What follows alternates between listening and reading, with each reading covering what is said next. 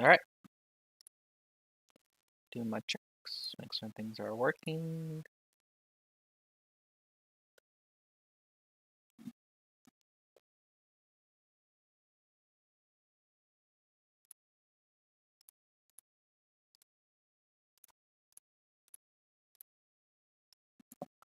Things are working.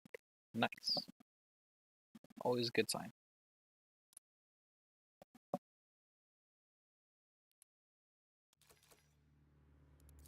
So I'm loading the correct save, yes. Technically it's like the only save. Whatever.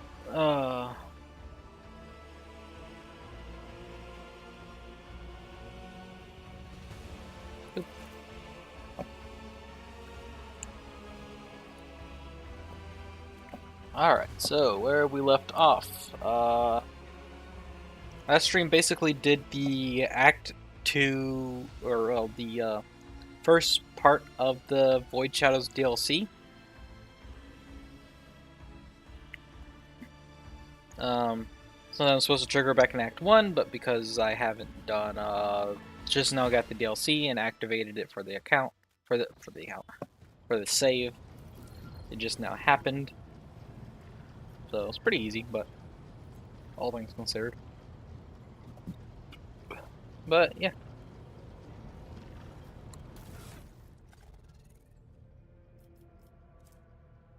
Now, back here.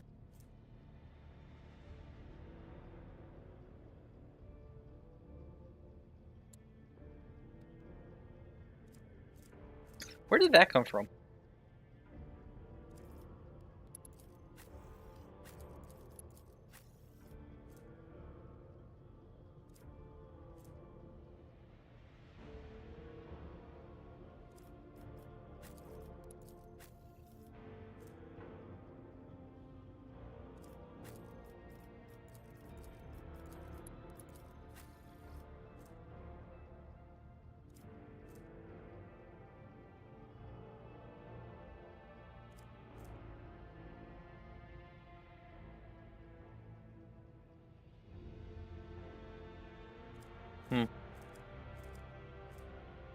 I do not remember where that came from.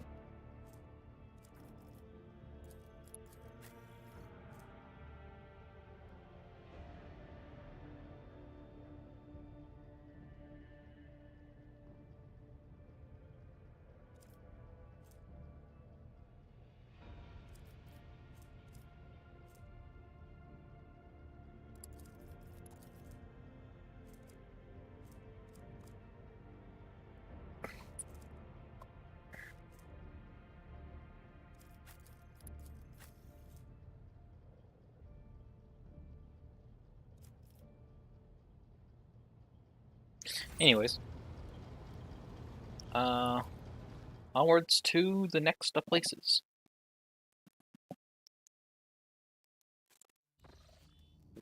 I am here. So let's see. We can go here to check out the fall of Saint Teal's Pride. Get over here to Emperor's Palm for the Siege of Euphrates II.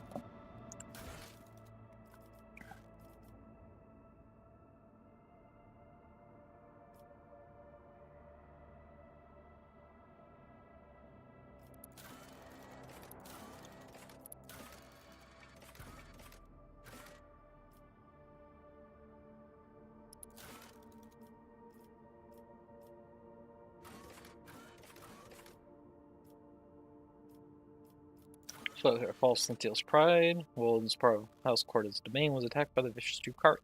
Single raised sentence system went silent. A single ship has come from its sentence. 2. The sacred planet of the Devils and Mechanicus is in peril. Called the Final Dawn has taken over this world and seeks to seize control of its forges. The explorer Swartor Cognizant's fleet has recalled its ships to protect its domain. Lord Inquisitor Cogsar has sent his own forces to assist.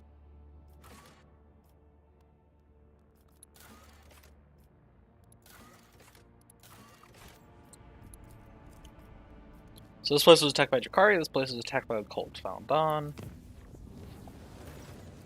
Captain Esprak has received word about a pirate fleet that is preparing to attack one of our richest extractiums. believe it's thugs from the elusive Contempt again. Their next target is one of the planets in silence immersed yet. Alright, we'll deal with that.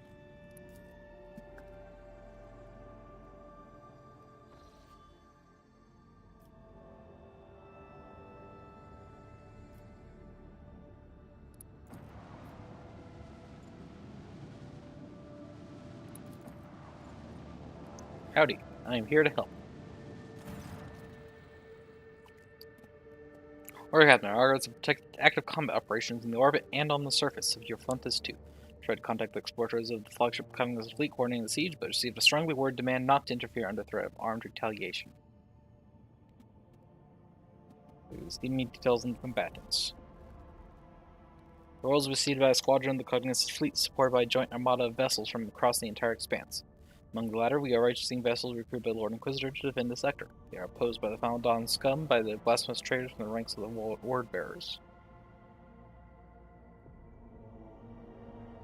Oh, Chaos Marines. What's important about Frontis 2 that is worth fighting for? The Secret Forge world has always been closed off to the lay people. I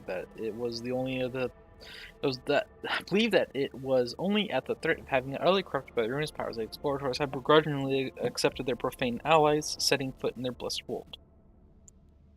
Who is winning? We are detecting parity between the forces as both parties employ conservative strategies with the aim of gradually achieving positional superiority. Technical prognosis suggests that this impasse will persist for a while longer.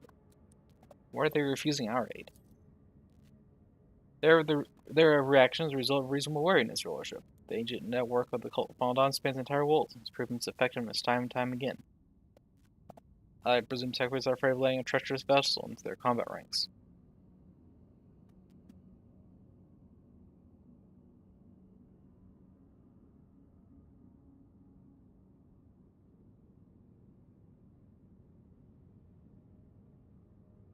Treacherous vessel? Whatever. Let's not interfere. We're leaving.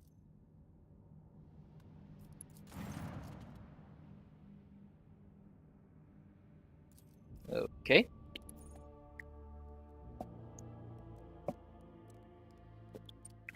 So I guess we'll be doing with that later.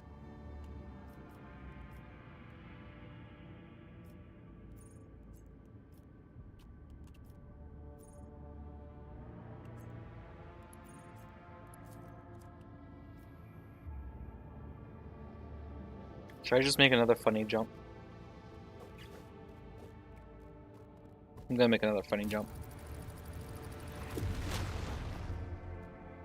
Soup.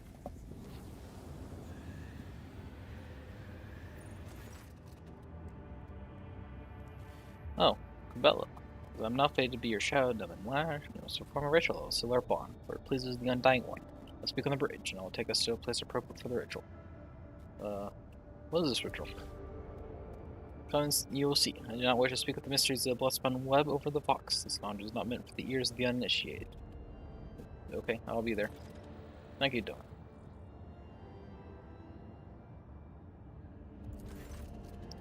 It needs humanity aboard the ship. Head of Assault and Cursed Traitor, Chaos Space Marine. Yep, let's go.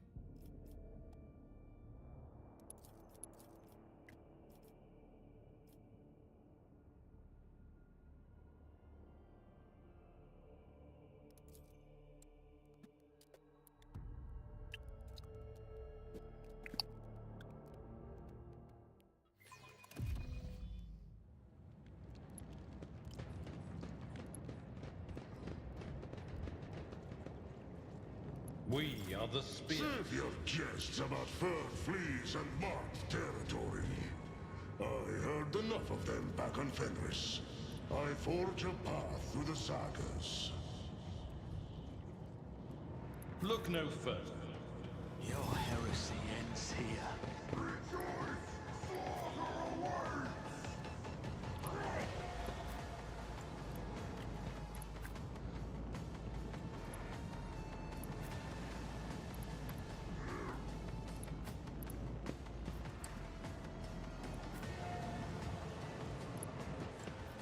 Alright.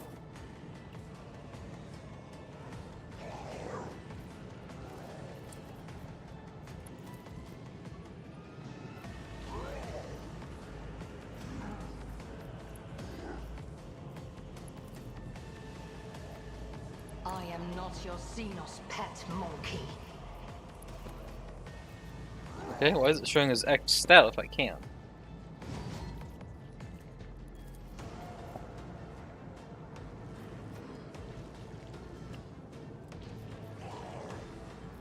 I understand your intent.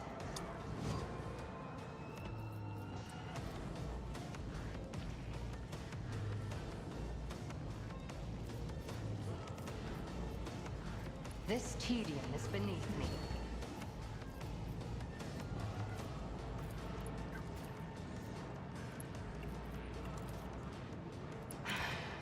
If I must.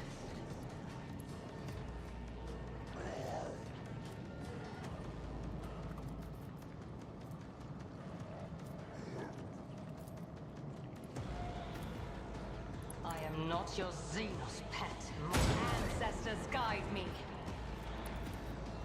If it serves your cause, I feel death in my hands. My soul goes to the true God. I am not your Xenos pet, monkey. If it serves your cause. I am not your Xenos pet, monkey. Quit whining. Rejoice in battle! Well, head to there.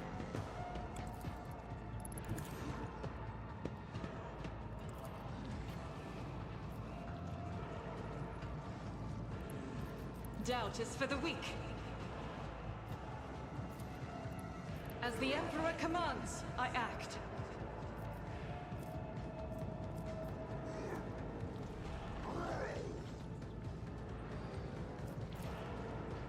Faith without deed is why I was chosen. As the Emperor commands, I act. One to a target. Get wrecked.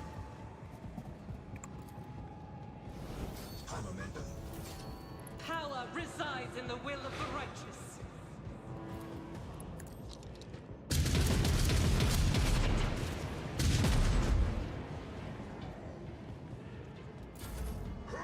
Get absolutely trashed on.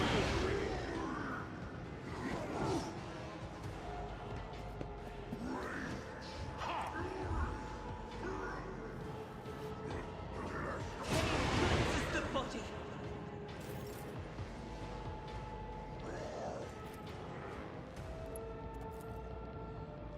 Wolves, my hand is thunder. My strike is ruin. None can feel the icy bite of death. Comes pledge. Wolves reign.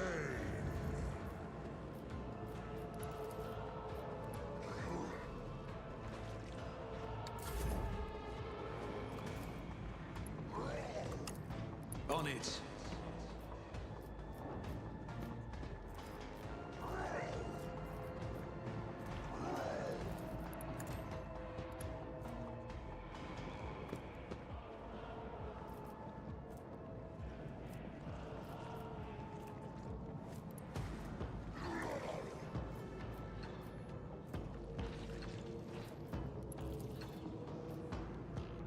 I'll make it happen. I took care of this one. I'll see to it personally. You should have thought twice before crossing me. I'll make it happen.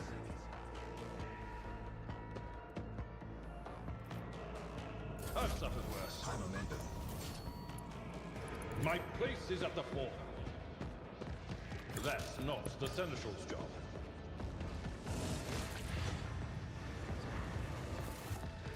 Easy. Always keep your eye on the prize.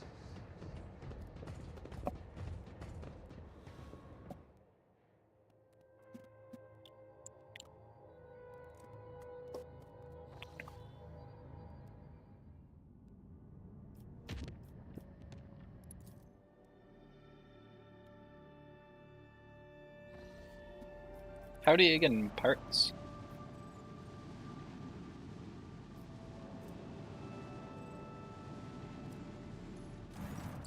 Lewis of Contempt's captain contacts you. Hear notes of disdain and mockery in his voice. The time's over, and he's sure he's going to come out on top.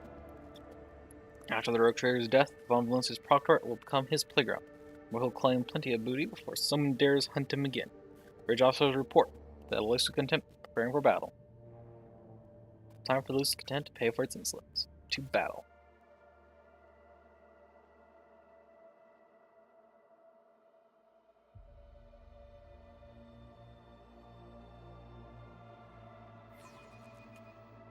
The whispers sound distant. The future is uncertain.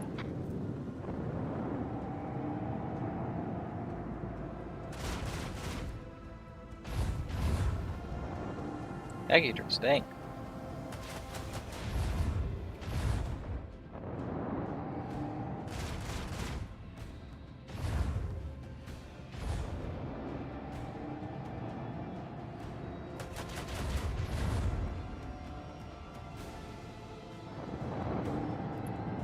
So Contempt is big. God's Bane Lance, God's Bane Lance. Daichi's. Here are the interceptors.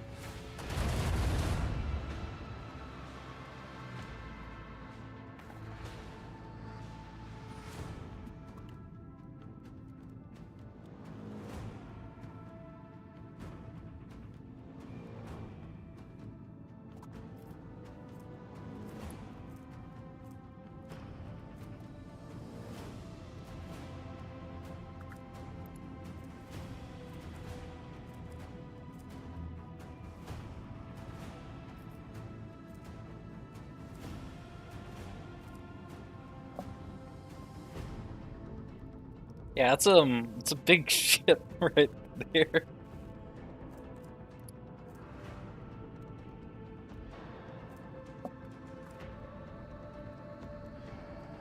Something is about to happen to it.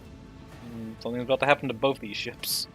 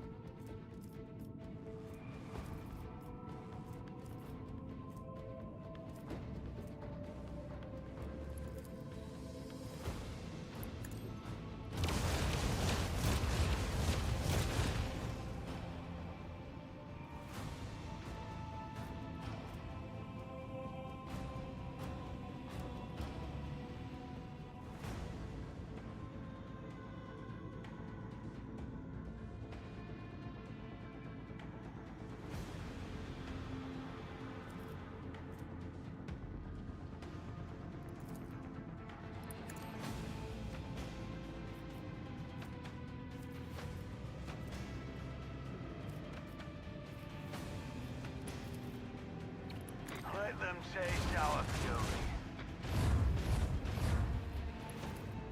Launch battery, fully. Fire at will.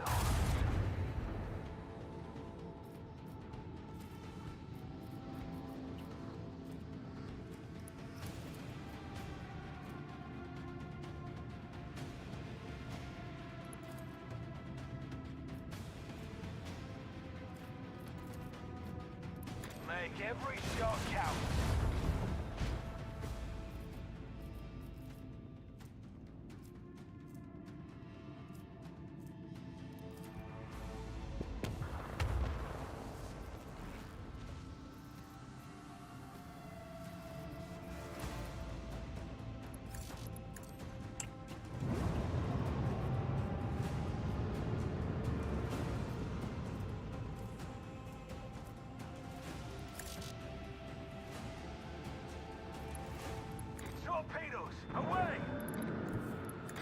Coordinates set.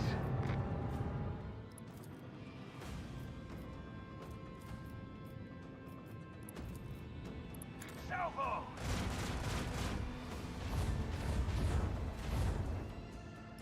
Helmsman, take us in.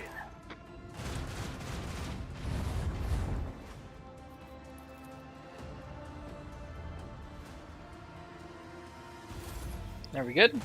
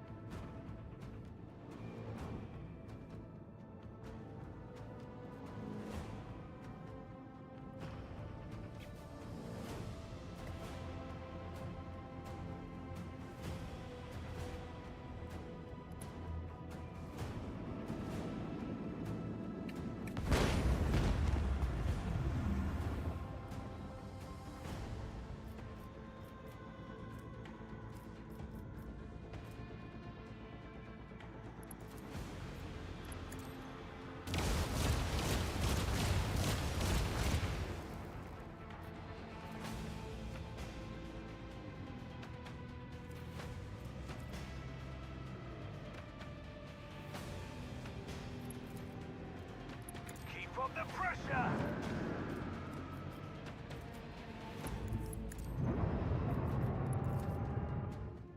Lance battery, volley!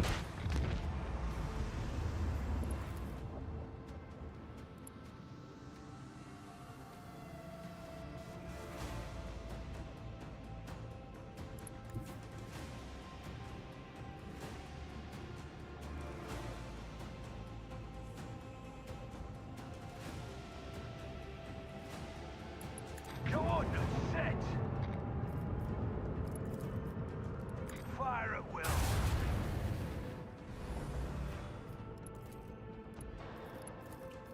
Macro cannon, open fire!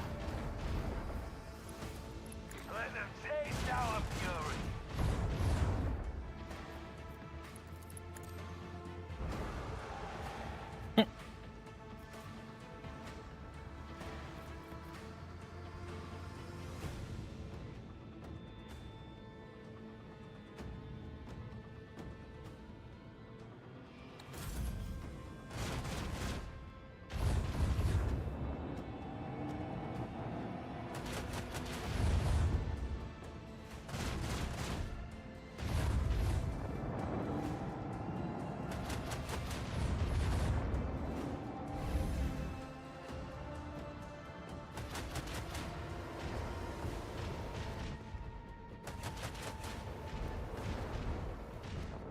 Oh, they just heard my torpedoes.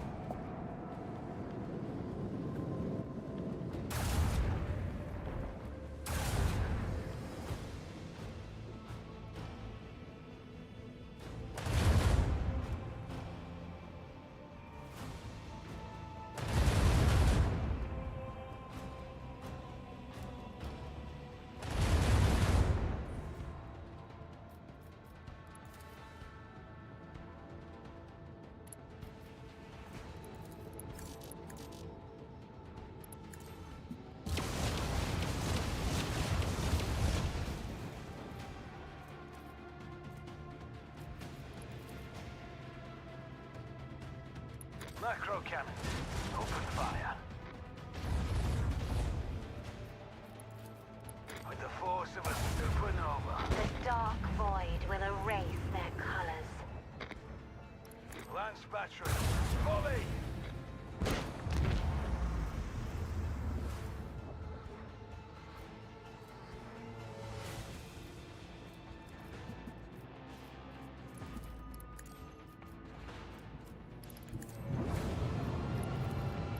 Salvo!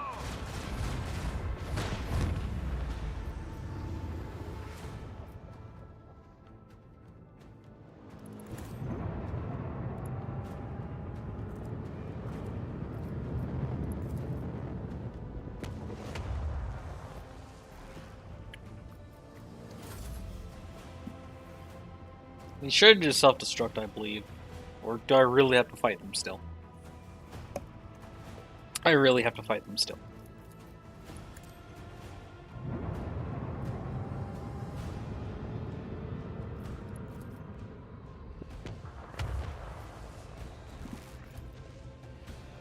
Let the voice sort them out.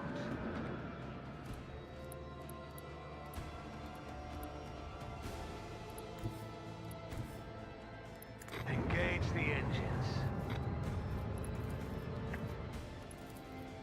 With the force of a supernova.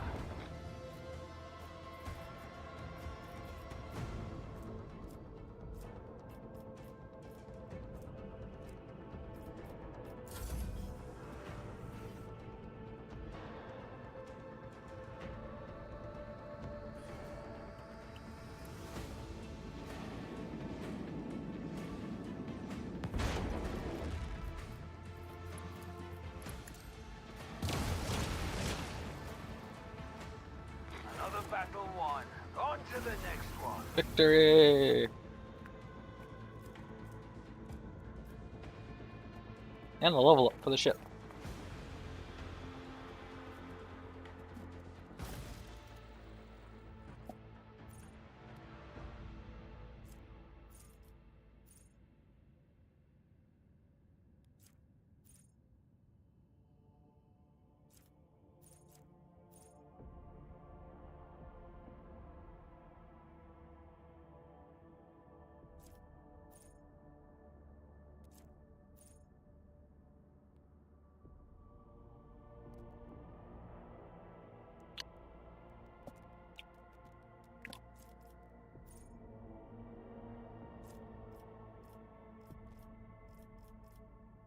Alright, so what new thing to get?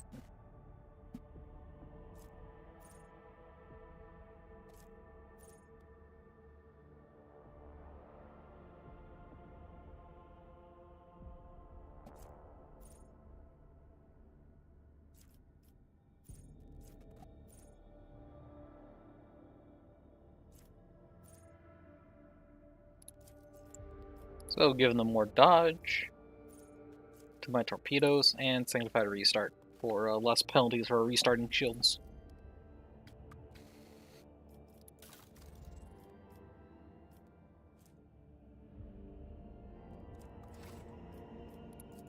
So ship remains.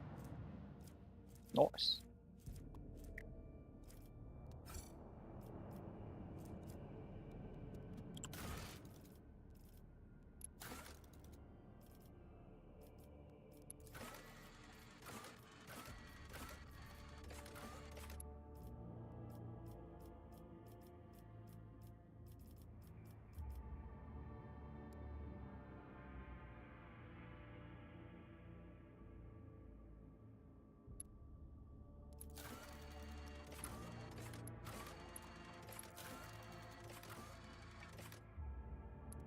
In the elusive legend. Cup legend of passing like just punishment for all the crimes they have perpetrated. Nice.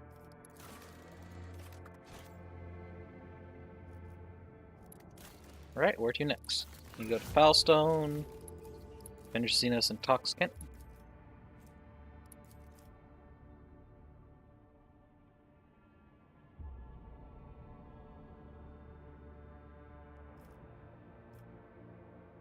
So that'll give increased efficiency, which I could use.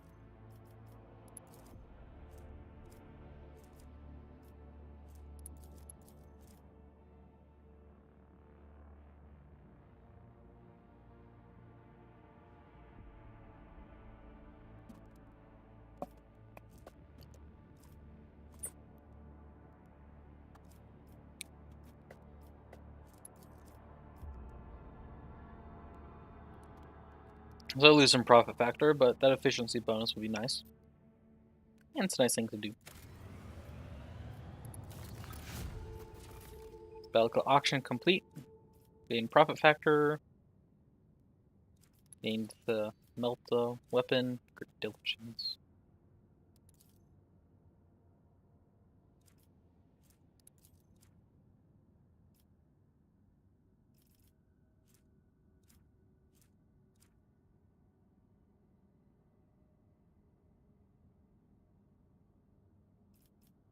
phlogiston.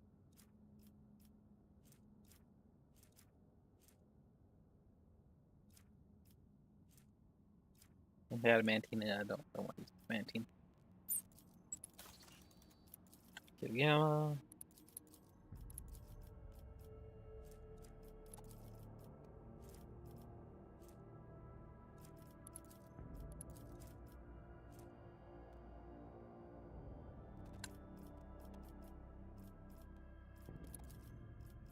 I still don't think I've decided which of these I'm gonna go with.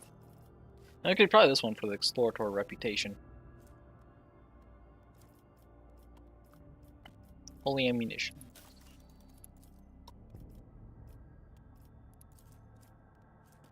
Houses for the outcasts. Visions, people, plastil. Do that. Gives me pretty good bonuses and profit factor.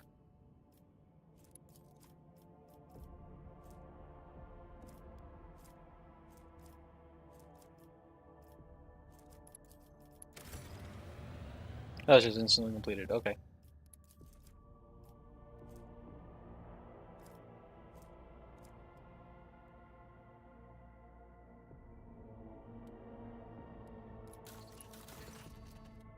Oh, new event. Lord Captain, Davis 6 begs for help. Something terrible prowls the planet, searching for a way to wipe out the planet's inhabitants. Victims died in small groups at first, so they dismissed it as simple accidents. A poisoning, a crash transport, a fire. The death toll started to rise, explaining everything as mere coincidences is no longer an option. The enemy appears to be testing out different methods of killing their subjects, like it's looking for the most efficient way to murder as many of them at once as possible. Our pick traps sometimes catch sight of a blurry dark shadow walking among the people, but no one has actually seen it with their own eyes. Okay. What kind of accidents are happening there? Various sorts of mechanical failures. Ventilation systems emitting substances that have no business being there, auspices registering spikes of radiation, maintenance systems shutting down for no apparent reason. All resembles extermination experiments, with your servants playing the role of test subject. Any ideas? The art of hunting relies on the art of hiding. You cannot see your target, then make it so the target cannot see you. Deceive its senses and seize your advantage. Predator walks among your people. Well, it's time we become predators ourselves. Your servants can't see it and don't know where its lair lies. I'll tell you how to find it. You need to spark the beast's curiosity. Leave something it craves out in the open. And mark it so that you can track the beast as it's carrying the bait away in its jaw. That's how we hunt cunning prey on Fenris. So I can leave snares, follow offers of ice, and leave bait. Follow your lets. Let's go with Ulfar. And bait it out. Glorious hunt, cunning hunters. Attract the enemy's attention. A lethal incident was staged. A radiation leak caused by an open transuranium container. Shortly after, a handful of this hazardous material went missing, and the wise tech priest used a radioactive trail to locate the monster's lair. Cornered in its den, the monster fought its final battle and was slain. It was a terrifying Xenos with a metallic skeletal body and a single emerald eye. The lair turned out to be a crypt-like chamber. Beneath it was an entire fortress buried in stone. The walls were covered in glyphs similar to mysterious patterns that the mad convicts had been drawing. The chamber also contained the dissected remains of the missing miners. The homicide servants studied the bodies, the crypt, and the Xenos corpse, hypothesizing that the human belonged to a caste of sages among this kind. Had remained in stasis for ages untold, but had recently been awakened after the mining efforts or the explosions caused by the Drukhari invaders. Killing everyone who approached its lair, the creature tried to wake its brethren, but millennia of tectonic shifts had crushed the underground fortress. The creature was alone. Ancient Xeno mechanism. Whenever the wearer ends their turn, they deal 24 energy damage with armor penetration equal to wearers and to all adjacent creatures. Numbers of damaged creatures exceed 3, the wearer suffers the staggered effect.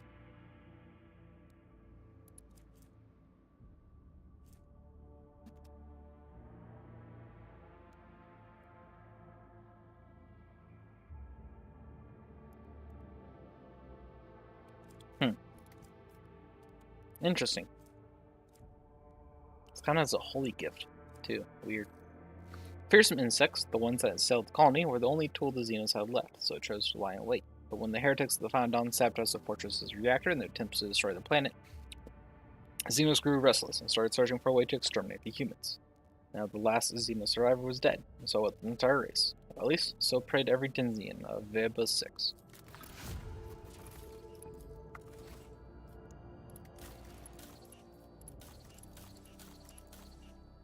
Alright. Need more reputation with the Drusians for holy ammunition.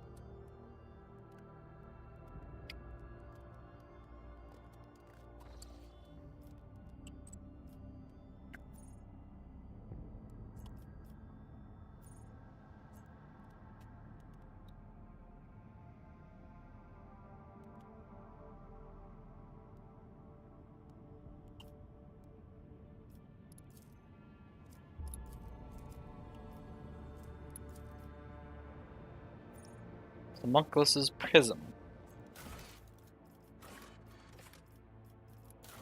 Ship's finest mind spent many watches trying to understand part of the bizarre prism found in Komoro. The researchers looking to achieve activate the object once, unfurling an array of petals. Prism reproduces log referencing the coordinates of an ice planet and Langren's belt, or snapping shut once more.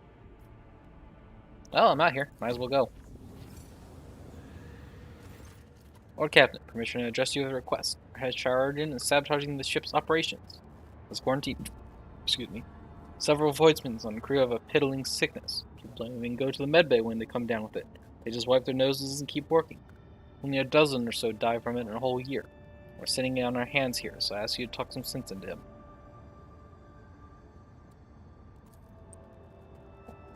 Lettered Forius. Your box clicks and you hear a dry, nonchalant response. Greetings, your lordship. My name is Letard Forius, and I am the Sergeant Majoris of this vessel. As Chief Medicae Specialist, I assure you that the quarantine is well warranted. This piddling sickness has claimed lives of a number of meritorious officers in the past. This time, I intend to get the epidemic under control, study the disease thoroughly, and develop a proper cure. Hope you will agree that a single period of downtime is a small price to pay for the number of lives that will be saved and the increase in the crew's performance during other such outbreaks in the future. Not to mention the fact that we won't have to waste stimulants due to the affliction using them as a crutch to offset their limited work capacity.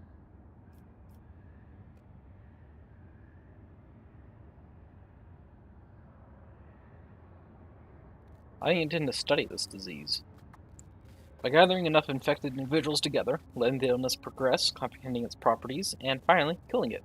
The disease goes through several stages, with each containing clues to its nature and vulnerabilities. Boys would have to stay sick for some time until it discovered the cure, assuming, of course, that the disease is reversible in its final stages.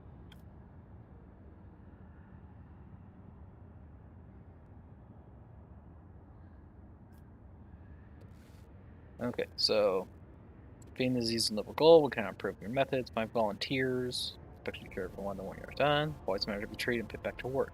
When test subjects, tell the master at arms provide you with the required number of convicts and the riffraff. Heretical, make the most of it for us. If I'm saying disease will indeed let you delve deeper into the nature of wicked afflictions, and you may have as many test subjects as you need. You may expend them all if that is what it takes. So, I can either give him volunteers, convicts, literally whoever he wants, let him just do what he's going to do, or stop it entirely. Let's go with the path of volunteers. Also, too, it gives me more iconoclast points. This may limit the potential study, but this approach is also acceptable. I'll make up for the lack of material with my expertise. Thank you for taking the crew's health into consideration. Should you require my services, you may find me on the bridge, your lordship. Okay.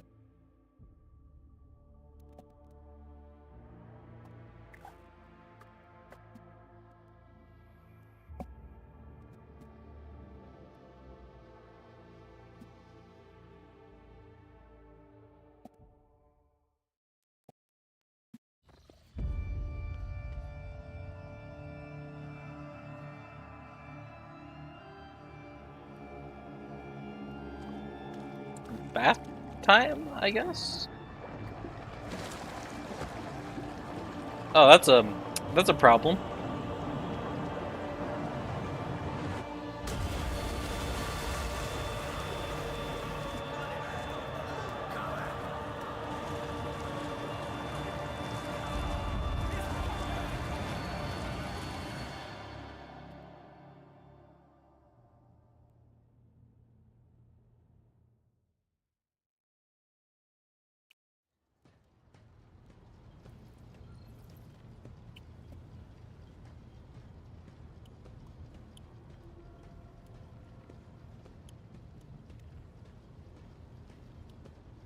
Oh, okay, so that happened. Sorry, but how could you let this happen? Assassination attempt on the rogue trader. His own chambers, right in the noses of your enforcers. Fierce growl rumbles deep in Abelard's throat. As her arm radiates grim fury, her eyes are dark, her lips pursed. Been there, done that? What do you mean, been there, done that? Take a bath in blood out of nowhere?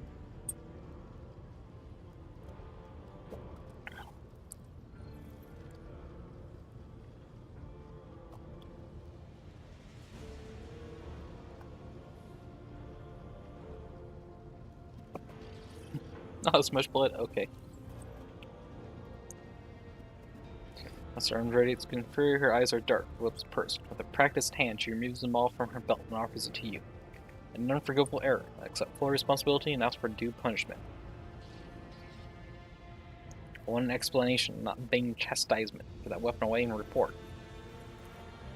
Sarvik hesitates for a moment before pinning them all away.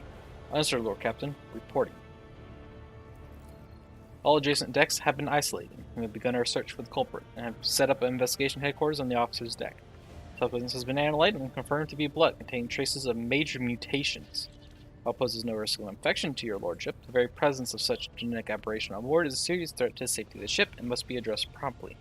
Once word of this gets out, many among the crew will surely see it as a brazen challenge to your status as rogue trader.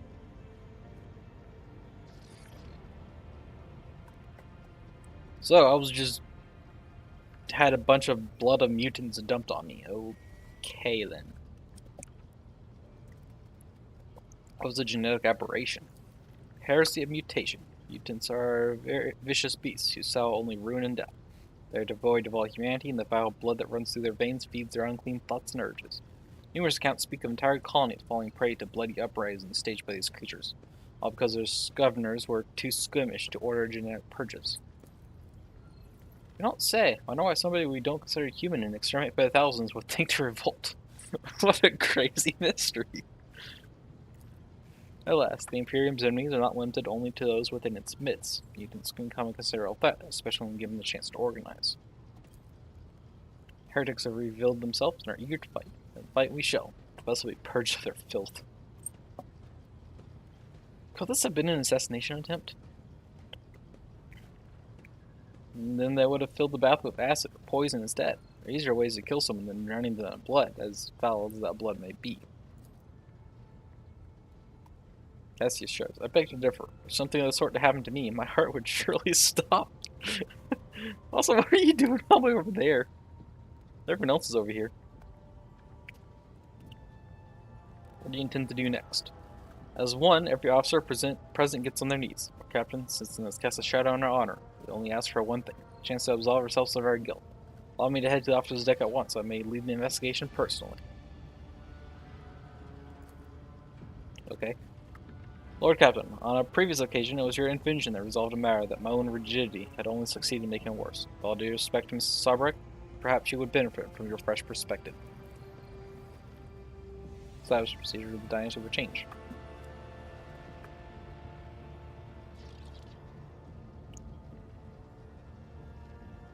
Alright. So, Nashville, do you think so little of me that you would rob me of a chance to defend my honor?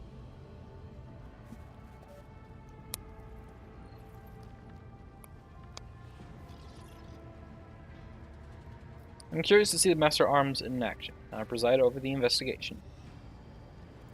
Of course, Lord Captain. I'll arrange for an area befitting your status to be prepared on the officer's deck.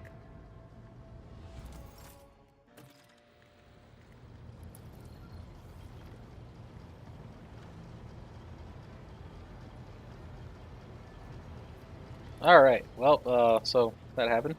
Oh, there's the, dude. And of indeterminate age, battles set. His robes are spotless, and his rigid collar constricts. This is a DLC thing or main story? I have no idea about that.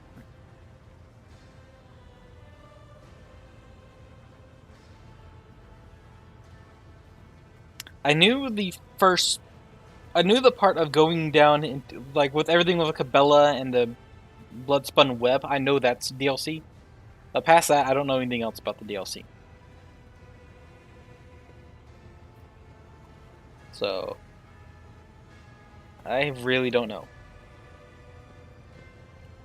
I can construct up, then suddenly smell medicine hangs in the air, and the man's pale eyes look bleached. Green and larger. Charged and Majoris is at your service.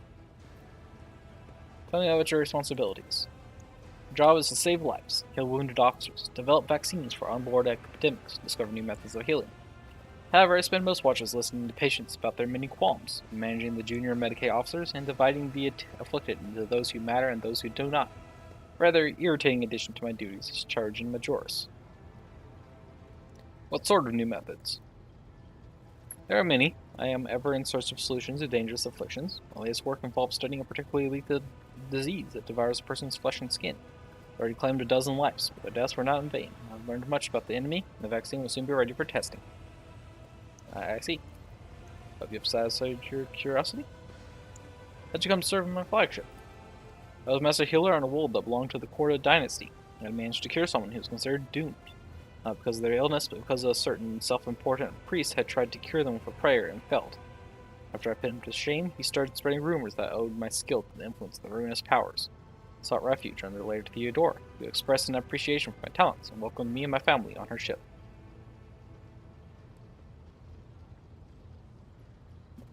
Not actually a heretic, are you? Served the Emperor faithfully? His colorless eyes flashed indignantly. My expertise is the result of hard work and accumulated wisdom, not some paltry sorcery. I employ my craft to save his children. That should serve as a better proof of my innocence than any show of piety.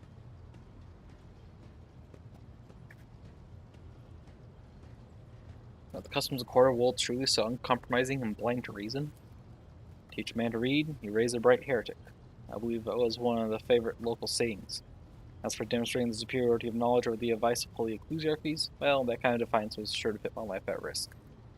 Naturally, House Cordia still has need of people like me, educated and capable of intellectual thought.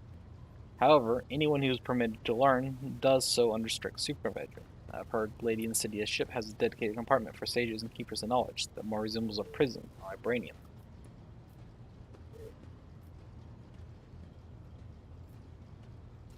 Okay, something else I wish to discuss. How's the crew's health? Are you interested in a general report on the ship as a whole, or is it in hearing about how your immediate subordinates are faring? Give me a general report. Currently not aware of any epidemics or other large-scale threats to the lives of the crew, or anything more serious than normal at least. Minor outbreaks are part of the natural decline process. The Medicaid are occupied with treating both industrial and combat injuries, as well as dealing with sporadically occurring ailments. Senior officers, what kind of complaints do they have? Master Hellman's had headaches caused by his faulty implants, the High Pectorum's occasional indigestion, the Master Arm's combat wounds that can hardly be considered life-threatening. Warriors folds a finger dismissively for every officer he mentions. Vapid cases that I am obligated to manage as Charge and Majoris. At least the Infernus Master does not waste my time and simply comes to pick up ointments for his burns. Yeah, seems like the Infernus Master. Now to other matters. That would be all.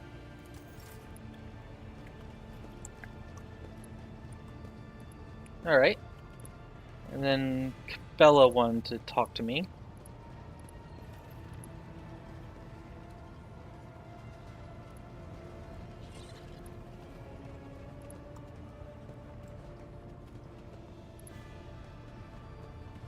Don't you dare do it. God dang it. Domin.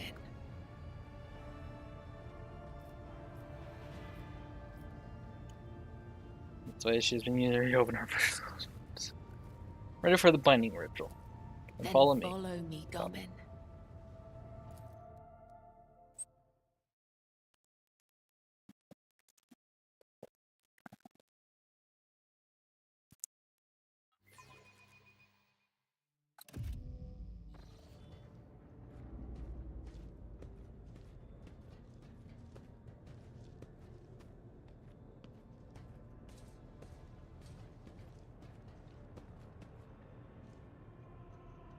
Are you ready to step into the labyrinth, Domin?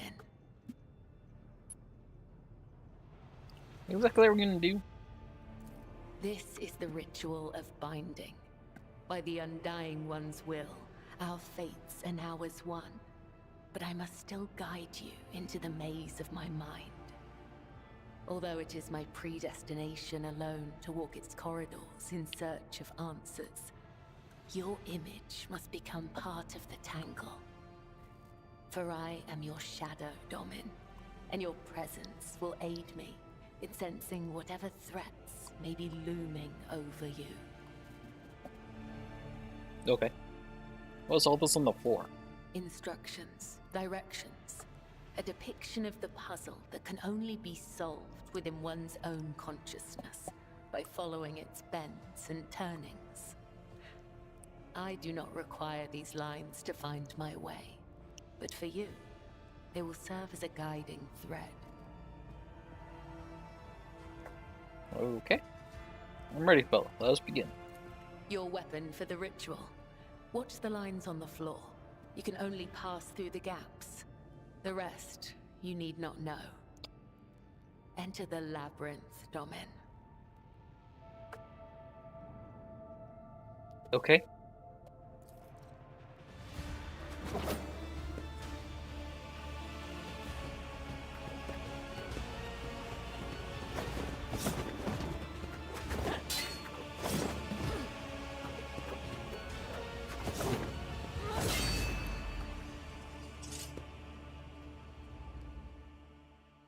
Fancy. You are now upon the path. Your shadow now walks the labyrinth, and my gaze can now see when Being danger steady, there's no draws change in near its own you. expression. Let's continue moving for a while longer, your eyes tracing the lines on the floor.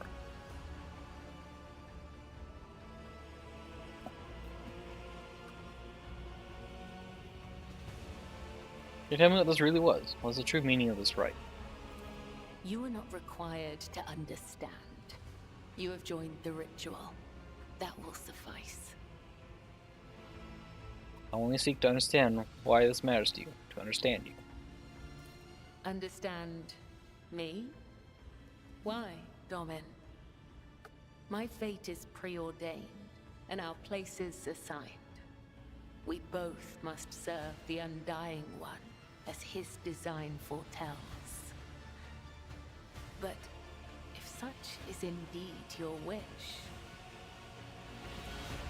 my path of service to the Undying Emperor is one of many twists and pitfalls. Every mind is fraught with weakness, and only by honing it tirelessly can one achieve focus and prime one's perception. I envision the tenets of the web as a maze of tangles and dead ends. Each time I go into a trance, be it one of the soul or of battle, I walk this path from beginning to end. And now that you're a part of it, you will be there with me when next I enter the labyrinth. Okay. You may deem it strange. You live in a world so far removed from my own that such rituals must seem absurd to you. I am sure I would find your rituals equally mystifying. Alright.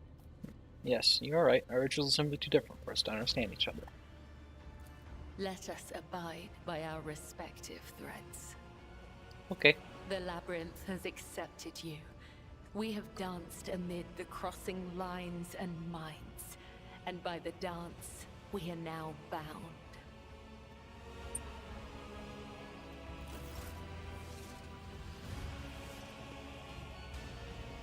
Oh, okay. That was an event, I guess.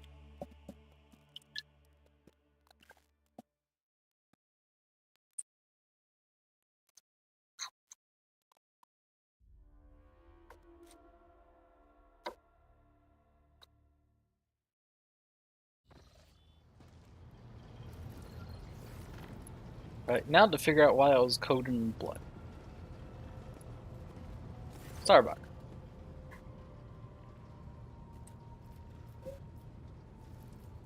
Oh, wait, that was all for now. Guess I need to go to the officer's deck.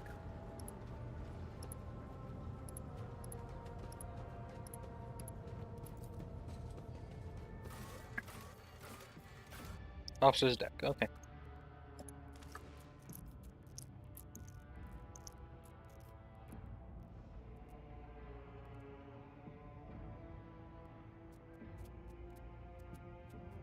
Yeah, let's go with this combination.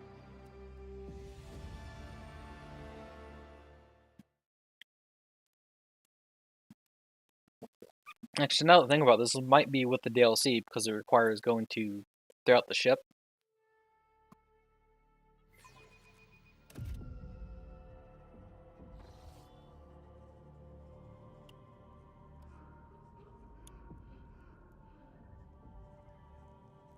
Sarabak barks at the officers gathered before you.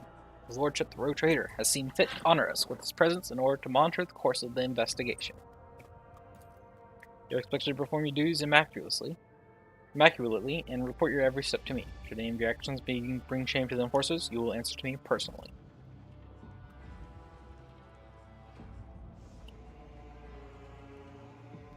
We got Sarback, me, Magenta, Abelard, right? Abelard? Yeah. Try over there. Ulfar just standing. Where's your let?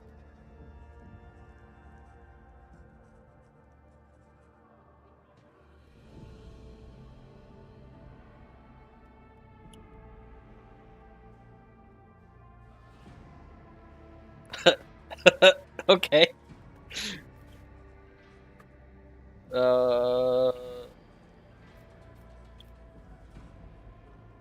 Your let's just, I don't know, being superior or something. Right, you're expected to. Alright. Lord Captain, 3 officers before you have been tasked with conducting the investigation. First, Captain Klein is the veteran, the record of quelled uprisings of mutant abominations in the colonies. Captain Genevieve is young, but she has already preempted several mutinies among the ship's rebels. Lastly, there is Captain Rutko. His interrogation skills deserve credit, and he knows how to instill fear and respect firmly in the minds of the riffraff. Carefully assessing the officers bearing in their uniforms, Abelard nods with satisfaction. The drilling is good. The service records are excellent. See how they perform in the field. What are your findings thus far? We've discovered a worker's corpse, mutilated and desiccated.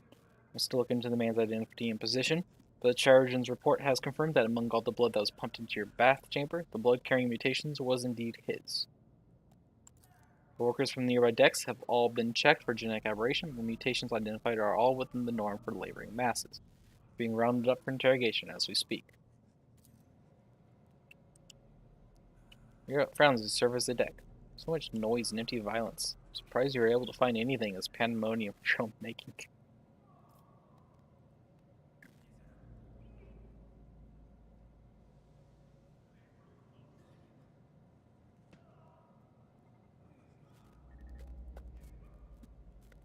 Do you have any working theories? Mutants are plotting. Client spits in disgust. They've been breeding like void rats, so they're getting cocky. Must have wanted to infect your lordship with their plague. It wasn't an attempt on Lord Captain's life. It was a threat. The rebel are planning a revolt, so they're trying to terrorize us. Soon you will drown in blood. Surgeons pride themselves in such metaphors. Meanwhile, Captain Haruto is convinced that it was the work of Vorkvar's surviving cultists. However, I believe this to be a warning rather than a threat. What we need to establish is who is trying to warn us, and of what. What do you propose we investigate first? The body. Once we've ascertained the dead man's identity, we will be able to locate his associates and narrow down the number of suspects. Captain Klein is in charge of examining the corpse. Yes, Your Lordship. I'm almost on my report. As soon as it's ready, I'll deliver it to you. Even taking into account the neighboring decks, that constitutes hundreds of people. How do you plan to question them all? Interrogation techniques are broad and varied. However, nothing loosens the tongue like corporal punishment. Beatings, mutilations, torture, public execution, Sarbacon's purrs as she lists ways of making people suffer. Combined with psychological pressure, such methods work wonder.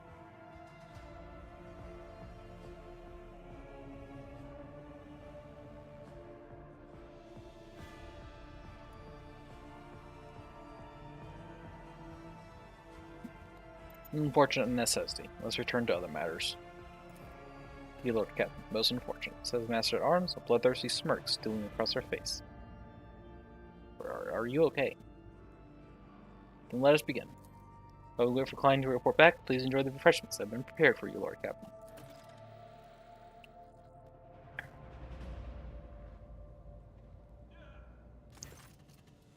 A pair of enforcers with battered faces is escorting a furnace master Enric Monte. His lip is busted, his knuckles are grazed and covered with blood.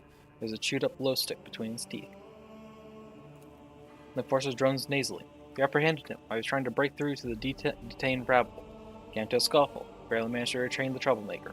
Demanded an audience with you, Mr. Sarvar. Mr. Arms nods and the enforcers release their prisoner. Enric adjusts his clothes and approaches confidently. What do you enforcers think they're doing, Jocasta? Why are you assaulting my people and denying them water like they're criminals? We got teenagers and elderly folk here. They're all just ordinary workers. They've done nothing wrong. No then, Rick. What do you think you are doing? Attacking my people, chastising me in front of the Lord Captain. Get out before I have you charged. Enric looks up at you. Your Lordship, I ask you to please protect your servant from this abuse.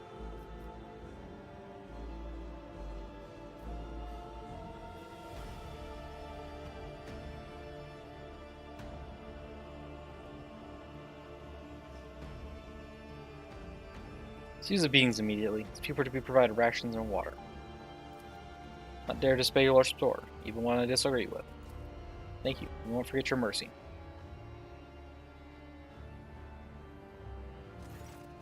Then it dresses a disheveled young woman and a short-haired girl in her teens. Both the dress and utility coveralls and smeared with soot. Lord Captain, let me introduce my sister Nimai and my niece Maya. Ladies, you should thank the Lord Captain for helping you. Hello, Your Majesty. Thank you for the food and water, and for not letting them chop our hands off. That would have left us a little short-handed. Nimmy laughs awkwardly. He snorts and elbows Nimmy in the ribs. It's your lordship. And don't make jokes when you're so terrible at them. Do you want the Lord Captain to change his mind and send you back? Jinta smiles warmly. Feisty one, isn't she? She has the spirit of a true sister of battle, but when I look at her family, I'm glad she has someone to take care of her, and that the Emperor did not call her to serve him with weapons and fire as we do. That was indeed terrible. This one gets no rations and no water.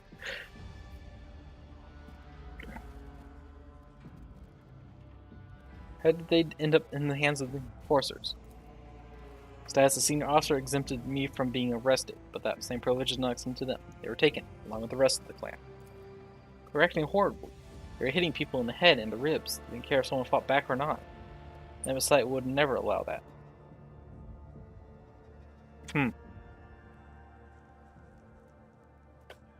Interesting name to throw out.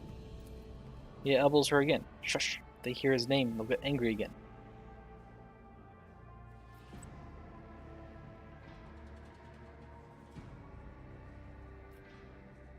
I have a fine family, Enric. Thank you, Lord Captain. They're all ill, and thanks to you, the people who are most important to me are now safe.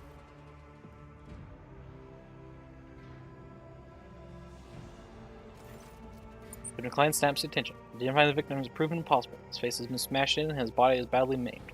There are too many wounds to determine the exact cause of death, but presumably he died after the killer slit his throat. That's how they drained his blood. No external signs of mutation were found. In other words, we have nothing. Klein, this isn't a report, it's a declaration of our incompetence before the Lord Captain. We'll keep digging around inside that corpse until you have produced some results. Study the enforcers' faces. Ginevra looks at Klein with sympathy. She clearly cares about him, does not wish to trample on her comrade's honor with words of comfort.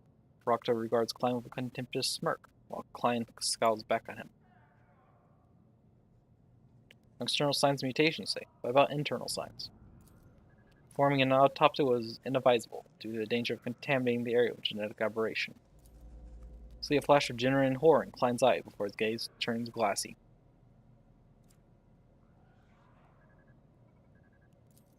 You have seen that look before in the eyes of other veterans. It's the expression of someone reliving painful memories that have left behind deep scars.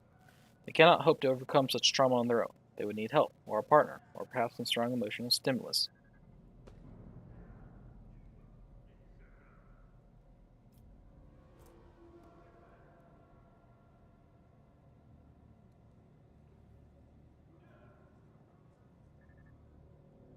I've heard that Medicaid officers often perform autopsies in pairs. One comes with the body, the other records the findings. You should get a partner, Klein. According to regulations, one officer is required for this duty. However, the Lordship's proposal is reasonable. Do you have something specific in mind?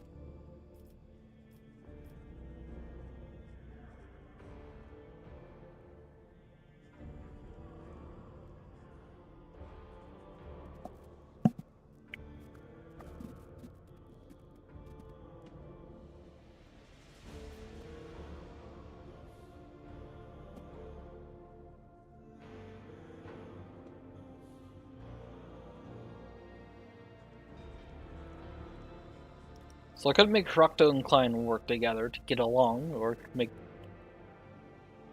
I'll send him with Genevieve.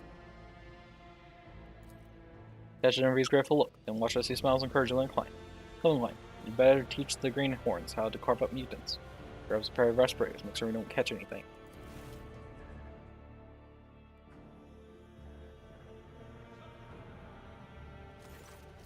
Klein's up to his elbows in blood, his eyes flaring defiantly. Examine the filth inside and out. Its innards are a genetic nightmare. It's a bag of corruption wrapped in human skin. Extra organs, scales, atrophied, ingrown limbs. That's not what's important. The body was disfigured posthumously. They killed the mutant with surgical precision before opening his throat and draining his blood. It was until after the actual murder that they crushed his head and tried to cover up his wounds. The wounds were so brutal, I almost missed his work tattoo. The victim was a pipe warden, and I found this in his throat. Klein presents a bloodstained raven feather. Certain legend springs to your mind, one involving Saint Inquirine, who was granted a portent of enemies hiding among the faithful. Inquirine prayed to the Emperor for a sign that might reveal the traitors. A raven's feather burst out of her mouth to inscribe the names of the conspirators. Only someone versed in the symbology of the Imperium could have left such a message.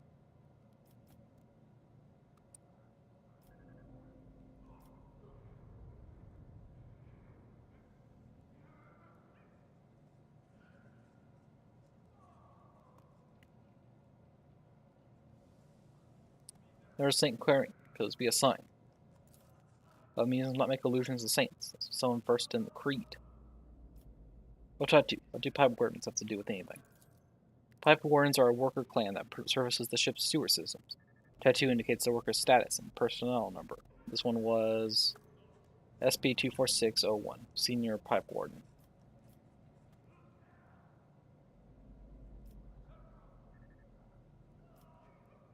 For what purpose was the corpse mutilated? Someone wanted to hide the cause of death, but I failed to understand why they would then leave the body out in the open instead of disposing of it.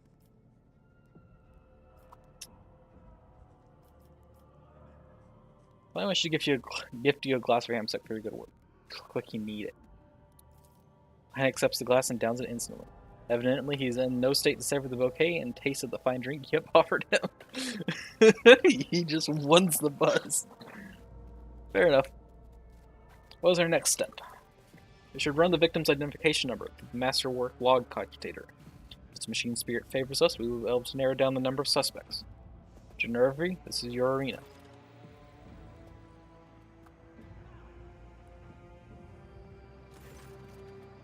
Genervi approaches you, followed by a dignified woman in crimson robes.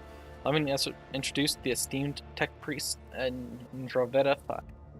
She believes she has the right to obstruct the investigation and refused to grant the enforcers access to the master cogitator. Okay.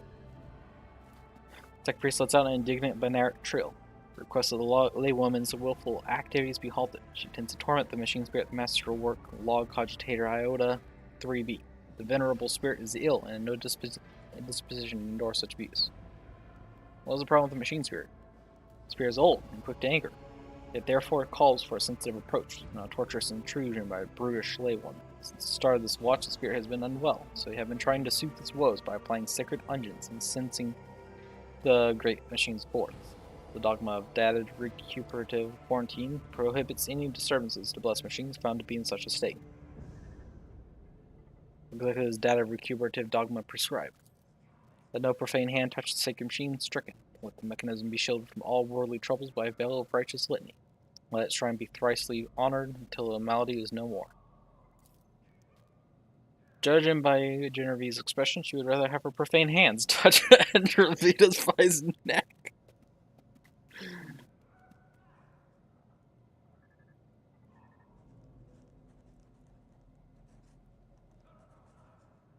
Lay people may be prohibited from communing with the machine spirit, but you are not.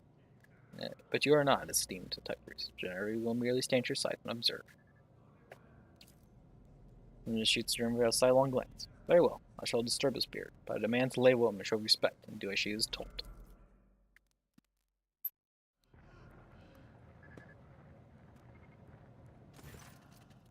Raising hands high, Andrea wails. Messiah preserve us. The great machine spirit was infected by a layperson. That is the culprit you should be searching for, not some pipe warden. Sacrilege.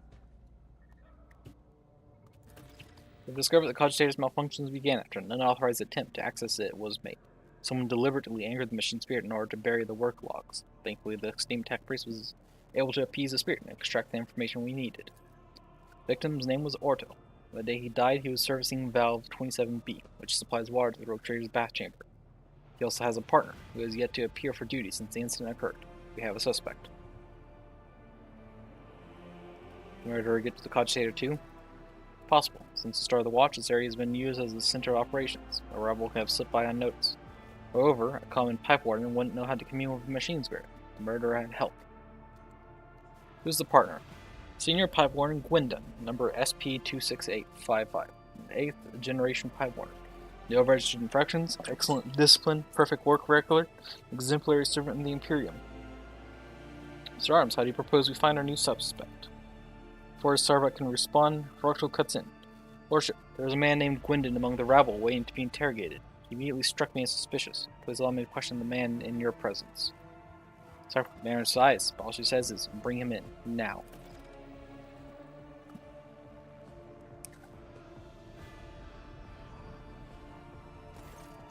Senior Pipe Warden Gwendon. Before you stands a gaunt man in work clothes. His face is swollen from bruises. Several of his fingers are broken, sticking out at odd angles. He stares vacantly at the distance with watery eyes. Excuse me? You got a little something there on your wrist. Little, suspicious.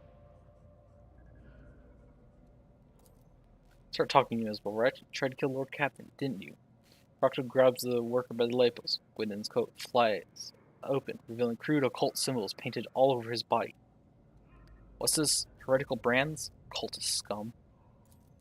Then yells, baring what remains of his teeth. Yes, it was me. I tried to put a curse on Lord Captain. Killed my partner in a wicked ritual. Rubbed elbows with them demons. Sword with them. All to carry out a dark plot and doom Lord Captain for the glory of my almighty master. I burst into a fit of hysterical, theatrical cackling. He has admitted everything.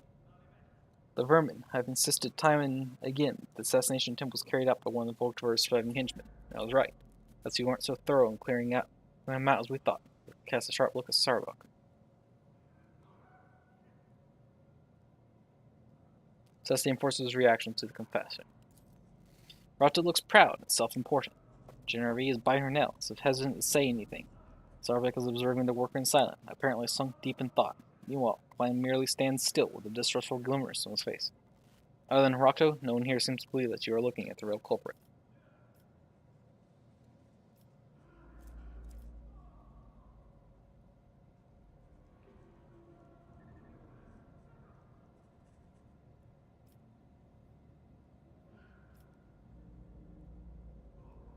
Master Arms not find it strange that the suspect is so eager to paint himself as a heretic, in such presumptuous fashion, no less.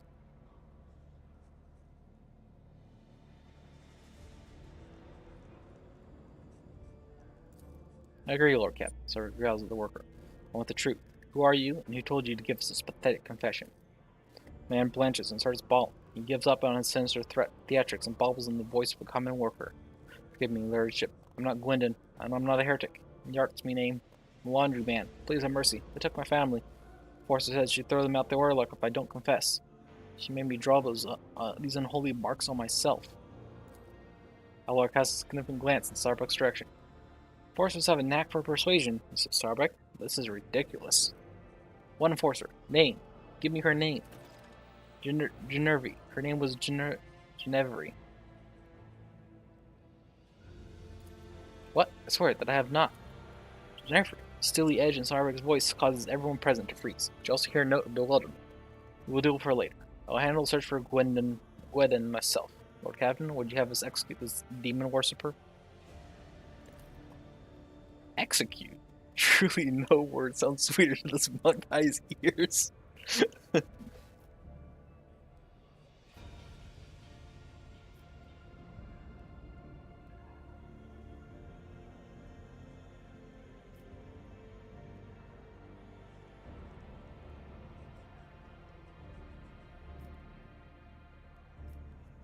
Hold on, he has lied to us more than once. Maybe he's lying to us still. Genevieve, do you have anything to say? Never threaten his family. Certainly did not force him to lie and draw heretical science. Barely even remember his face. I may have interrogated him beforehand, but it was someone else who pinned him up to this. Yet he knows your name, pointed you out right away. Do you not find that funny? And do you not find it funny that your head is always up your arse? It's obvious that someone framed her. Ceases bickering. Sarbeck's snarl forces the officers to back down. Lord Captain, what we have here is a liar, and we'll coach one at that. We'll never confess on his own. What do you suggest we do?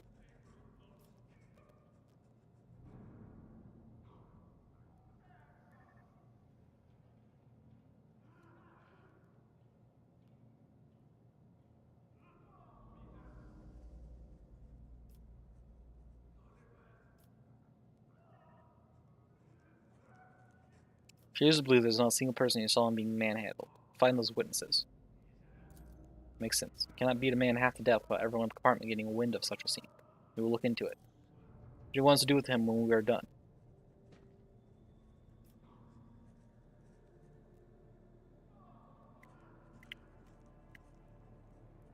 Spare the man. Wash off those heretical symbols and let him rejoin his family. It will be done. There's no cause for alarm, Lord Captain. This conspirator may have been a fake, but now is only a matter of time before we find the real culprit. We have the pipe warden's name and identification numbers. We know which clan they are from. We will keep pressing the riffraff until either the culprit confesses or someone turns him in. I will handle this. Master Arm Quinlan grips the maul on her belt.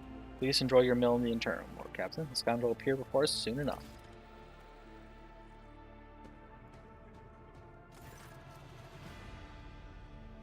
Captain, the real pipe warden Gwyn has been found and is being escorted here as we speak. Are there any remaining questions you wish to address before we hear from Gwydon himself? We'll start by reporting on the results of the additional investigative efforts. Absolutely, Lord Captain. We have found witnesses to the battery of a false conspirator. According to them, an enforcer in a helmet came to the detained Yart, spoke to him, and then gave him a beating so thorough that a ring came off their finger. Alas, said ring could not be recovered. This concludes my report. Someone attempted to mislead our investigation. Cannot let us go without consequences. Undoubtedly. Let us go over the facts we have in the sabotage and compile them. The body of the deceased was mutilated after death. It is likely that the nature of the injuries would have proven very useful in the investigation, and that the perpetrator concealed them for that very reason. Someone sabotaged the work log cogitator, so it would be harder for us to find the victim's partner. It might have information valuable to the investigation. Instead of the murdered man's partner, we were given a fool, one who thoroughly incriminated himself first before admitting that Captain Jeremy had pinned him up to it. Sarah glowers at Jeremy and she pales with fear. Who was guarding the body?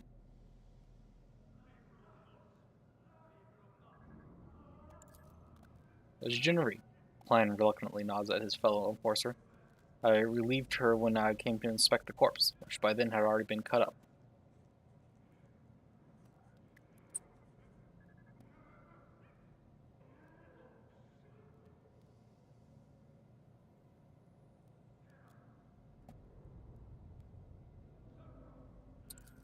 Germaine nervously adjusts her armor under Starbuck's piercing gaze. Corpse was already looking like that when it came under my purview, but I could not get the name of the officer who discovered it. That was such a mess I decided I would deal with it later.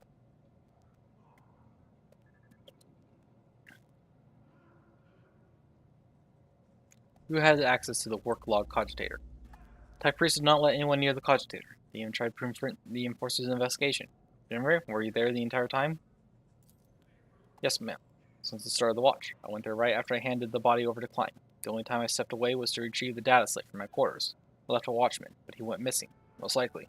One of the officers did not realize he was on duty and sent him off on some errand. I was only gone for a few minutes. Very convenient. A missing sentry, a data slate misplaced against regulations. Rector jumps his fingers in the holster of his belt. His own data slate sits tightly nestled. Don't understand how I could have forgotten it. Always check my gear when I go on duty. Suspect Yart claims that you coerced him into lying about himself, Jennery. What do you have to say for yourself? I may have conducted his preliminary interrogation, like so many others. Rector requested my assistance because of my experience in dealing with the rabble. I swear that there is no truth to these accusations against me. I never threatened his family. I certainly did not force him to lie and draw heretical science. I barely remember his face. I may have interrogated him before him, but it was someone else who put him up to this. Transcript says you conducted Yart's interrogation alone. Why is that? Because I can handle a single laundryman. Genevieve raises her chin proudly.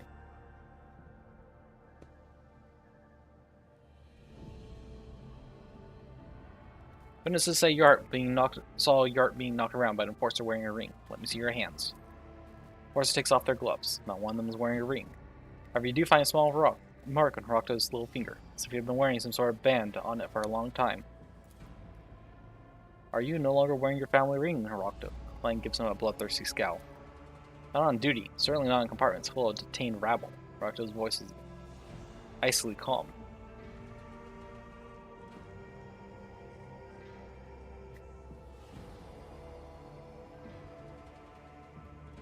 That big of an indention and you don't wear it all the time?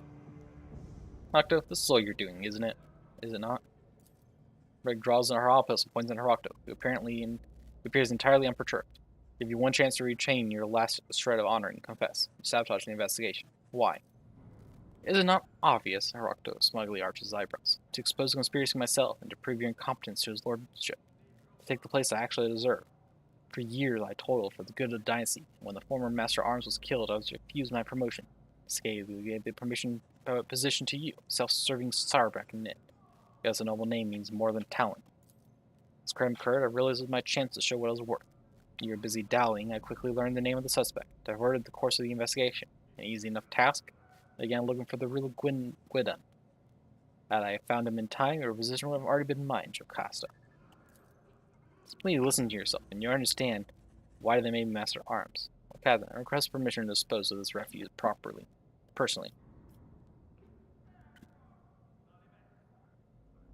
Hirocto, were you really hoping you could deceive the Master Arms and me? The dismissive tone makes Hirocto flinch with indignation. I had every chance, but you were shrewder than I expected. My little trick with the body did work. Still don't know who was behind it all, but I've already figured it out. I hid Gwydon from you by damaging the cogitator and delivering you a fake idiot willing to incriminate himself out of fear.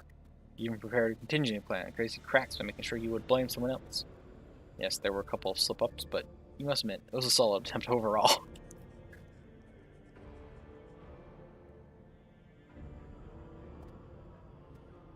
Why were you trying to frame Genevieve?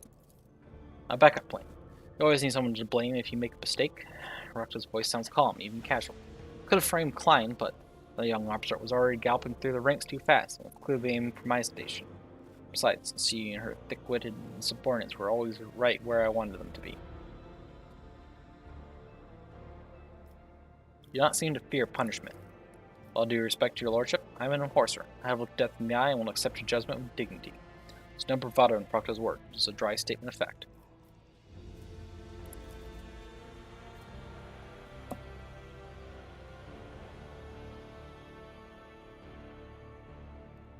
What happened? So, investigation. Someone dumped a bunch of blood onto the Lord Captain while he was taking the bath. Well, my character, the main character, Rogue Trader, whatever. Turns out it was some dude who was heavily mutated on the inside, was cut to shreds, had his blood drained, dumped into the sewer system to pour on jumped through the pipes and stuff. And then because this one right here, did not like Jocasta the Sarbeck, the Master of Arms, and so delayed the investigation to make her look bad and make himself look great. And as a backup plan, had her framed to take the fall in the event that things went wrong. So either A, he would look amazing and take Jocasta's position, or the failure would look like it was upon her, Jennery. So that way she couldn't take his position in case she did something good.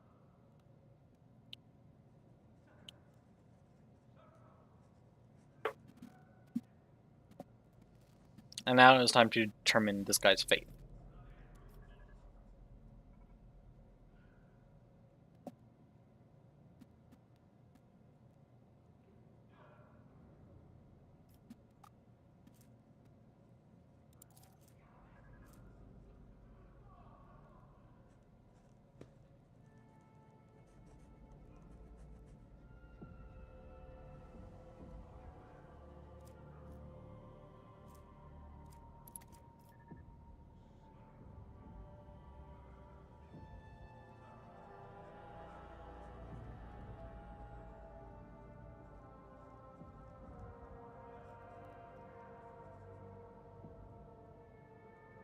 Honestly, I'm kind of leaning towards dogmatic here.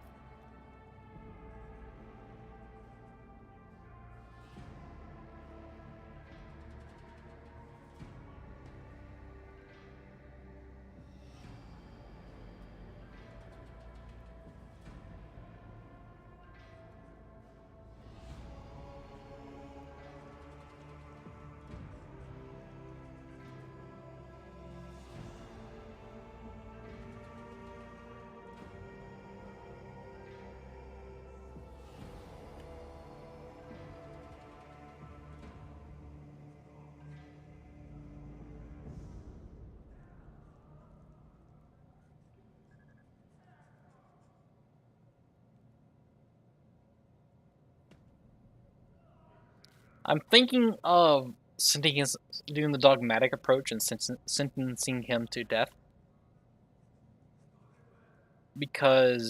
Mostly because of the draw heretical signs.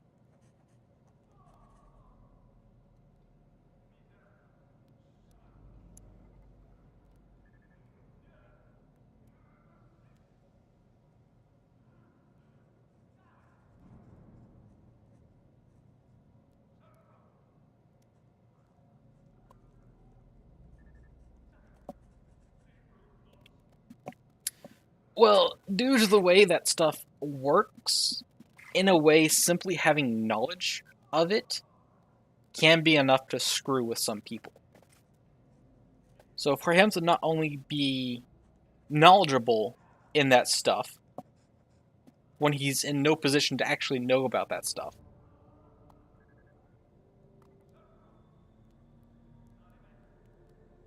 Yeah, he's knowledgeable in that stuff.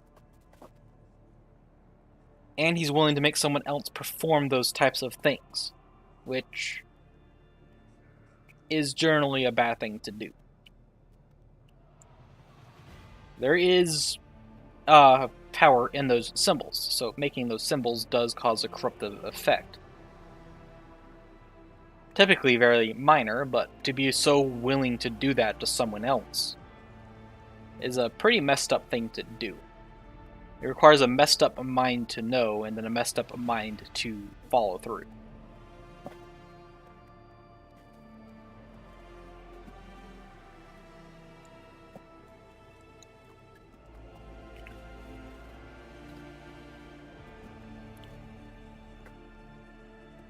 If you made the dude just draw like random symbols on himself to look like, oh look, he's covered in runes, he must be a cultist. It's like, okay, at that point you're not doing any type.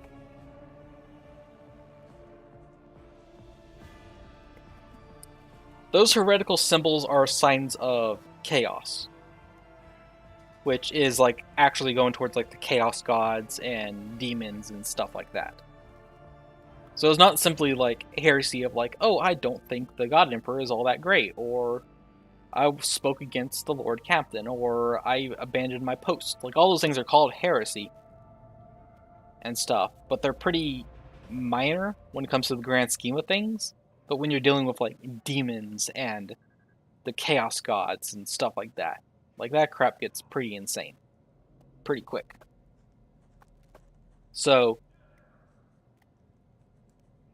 to know those symbols and so be so willing to draw, or at least make someone else draw those symbols, is generally a pretty big issue. That's the whole reason why the Inquisition exists, is that they're the ones to know of and deal with that stuff as kind of a protection. The general person shouldn't know about that stuff, because then that leads to them becoming corrupted by that stuff. So I don't know. It's a weird case of stuff.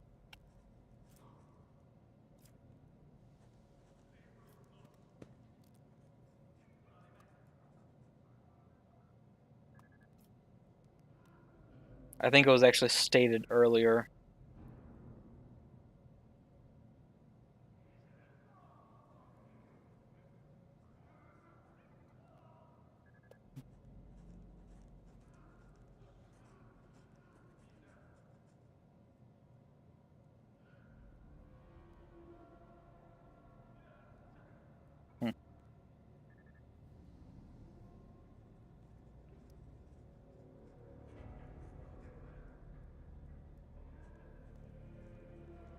Or maybe it was one of the other dialogue options, but there was a dialogue option pointing out that simply possessing knowledge of the Chaos Gods, demons, the ruinous powers, and all that stuff is dangerous stuff. It's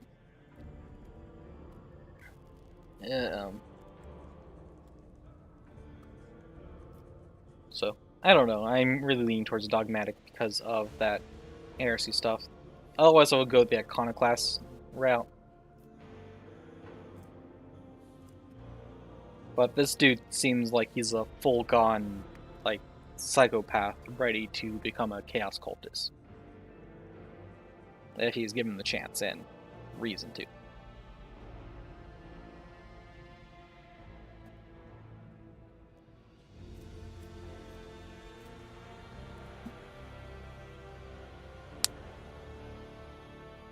Here, I'll put it into perspective of this way. He was willing to use those symbols for personal gain. Which then puts into perspective of what else will he be willing to do. And if he's not scared of using those symbols, those sigils and runes and stuff, what's to stop him from actually aligning with the ruinous powers and, like, oh, Zeech promised me a way to gain power and stuff, or whatnot. So I'm gonna go do that and join the chaos or whatnot.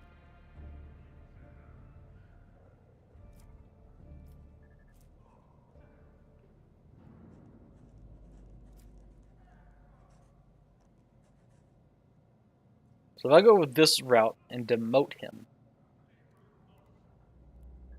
that is giving him reason to join Chaos to get revenge. Letting him pass will kind of just allow him to have a second chance at doing it again. And since he got away with it, oh yeah, 4 definitely sounds funny. I'm surprised it's not a heretical option.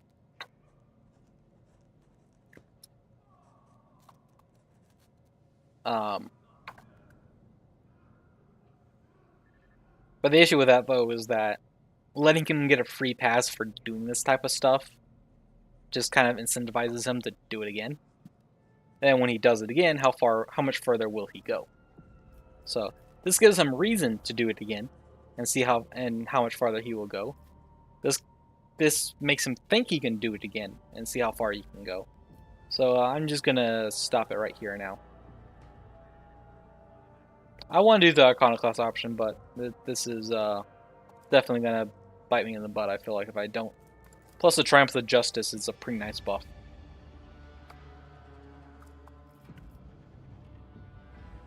So, yeah. Recto, for your crimes of sabotage, slander, and heresy, I hereby condemn you to death. What do you carry out the sentence? Iconoclast is just generally the nicer options.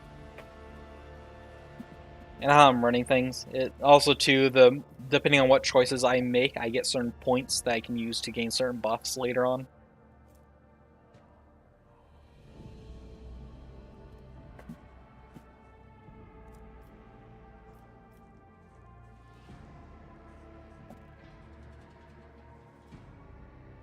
Yeah, let's condemn him to death.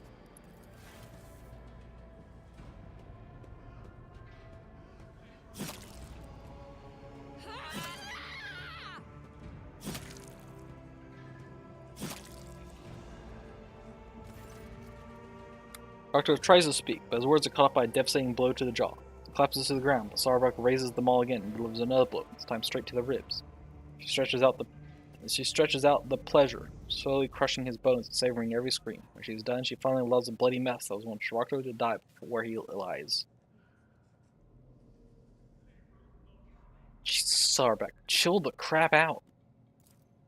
Takes care of the traitor. Now let's proceed when interrogating the pipe warden. Pipe warden does his best to... The corpse is just laying there to remain reverently bowed, which paints a rather comical picture given his formidable height and complexion. Lowers his head, tugging at his beard. Senior Pipe Warden Gwydon, honored to serve, Lord Captain. Ready to confess to everything. You're the real Pipe Warden Gwydon, are you not? I am. I'm proud of it, Lord Captain. Pipe Warden's craft is hard work, but necessary. My number is SP26855. Our partner was a late Orto. Number SP is 24601. I oversee the water supply systems in the upper decks, sectors A3, K8, and R2. It includes valve 27B. There can be no mistake. I have verified his identity myself. It has also been confirmed by the other workers. Why did you fill my bath with blood? I did as the servant of death commanded. She said the Emperor gave the first spinner a sign that your lordship should be bathed in the blood of poor Otto, my partner, and I, well, gulped. I was scared, so I obeyed.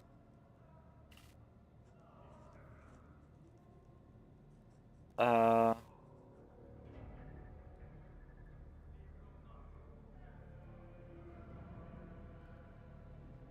what does a blood-spun web want me dumped in the blood of a mutant? First spinner. Are you talking about the Vizier of the blood-spun web? Yes, that's him. He leads the death cultists, the lot who worships the Emperor by killing. Spinners hunt down heretics, but sometimes they take righteous lives too. Service is mysterious, fervent, and bloody. And the as Cervic smile, Enric's bellows a stream of smoke in Sarbuck's direction. What a shocking turn of events, Jocasta. The Emperor and I are innocent. You could have seen that coming. Be that you are wrong to brutalize and humiliate my people? You don't expect an apology from me. I was doing my duty. You can play the victim all you want, but I haven't forgotten the circumstances under which your blasted clan came to be on this ship. Consider every strike upon your backs a reminder of that event. What was the meaning of the master-armed words about your clan, Enric? It's a story of days long past, one that Mr. Sarek greatly enjoys reminiscing about, as if she was there herself. My ancestors committed trespass against your ancestor and were made inferni as punishment. I'll be sure to tell you this tale some other time. Okay. Well, I was concede as much, Lord Captain. The story can wait. We should first find out why the bloodspun web thought to bathe you in the pungent blood. Did you kill your mutant partner? I didn't kill him. I didn't know he was a mutant. Arto and I always got along, even if he wasn't much for talking, but then... He shudders. A servant of death came from the darkness. It hit him quickly, but harshly. She bled him dry and put a black feather in his throat. She told me to pump blood into the pipes, and then she left. I wanted to confess, but I was afraid she'd come for me if I did.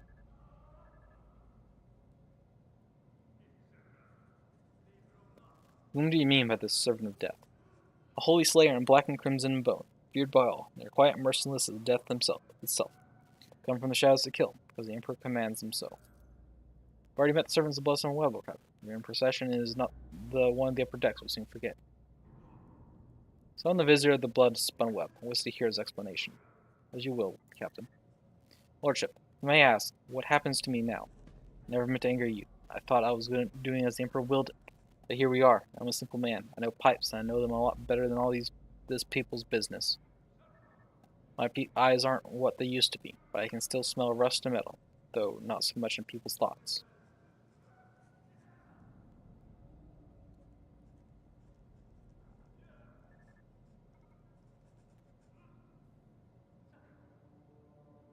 You are deceived into becoming an accomplice. I will not punish you.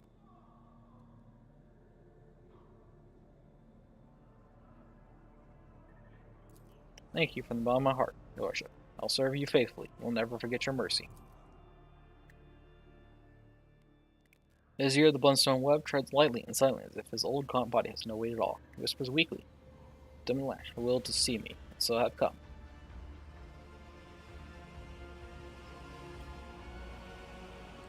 I have summoned you to discuss the actions of your apprentices. The Vizier responds in an equally respectful manner. Let the bees be weighed. Investigation has established that the Bloodspun Web orchestrated an attack on his lordship by means of pouring unholy blood into his bath. This affront. Old man's murmur drowns out Sarbuck's relentless voice. Dylan Lash knows the truth. So it was done, or so I did will. It was no affront, but a prophecy. From my hands to divine, unsullied martyrs offered their souls and bodies into his imperishable embrace. I gazed into the red rivers of their smoldering lives, and I did see a roiling unclean staining the bays, reaching for the anointed Lord of the Ark. And my princess's last sighs, I heard the Undying One's whisper, "Forbid me, bathe the Doman in the blood of he who must go, and they who have been righteous, for this will shield the Doman and strengthen his body against the rolling unclean." I obeyed.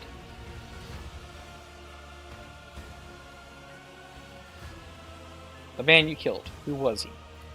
I know not, heard only the name, and I knew. He must go. He listens to the empty space above his shoulder and nods. Yes, we need no more knowledge than that. Claim that you did it because the God Emperor willed so? Speak, move, and draw breath, because he wills so. I defy not the Undying One, neither in death that gives and takes, nor in my living existence. Could your vision have been false? Did your lips curl into a smile? I held the cards of his terror, washed in the blood of the righteous. They make no mistakes, and neither does he sends false visions. Only mortals err, they who read the signs, they who interpret. What do you mean by the rolling unclean? He does not reveal, but it is corruption itself. It offends him. It tastes as sweet as fetid waters in old pipes. His promises are the deception of an enforcer's smile. His face is elusive. Storms, recommends that we have found the culprits. Situation clear, your lordship. Sarwit makes the sign of the Aquila. The Emperor sent us a portent. Protector of mankind guides the hand of his holy servants to guard us and warn us of hidden threats. God Emperor, thank thee for protecting us. Even though there are instruments of your protection whose purity and holiness I may never understand. Oh, Father, the enemies are thorough. This crispy old spider did well. He popped my fenris knows that bathing in the blood of the same foe wards off witchcraft.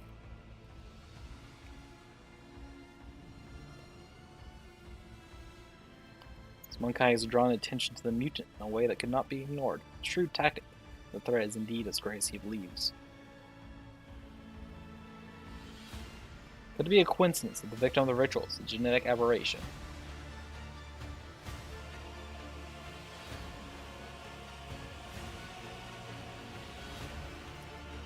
The officers around you kept a respectful silence, but you can tell by their faint smiles that they didn't find the very idea of doubting the Emperor's providence absurd.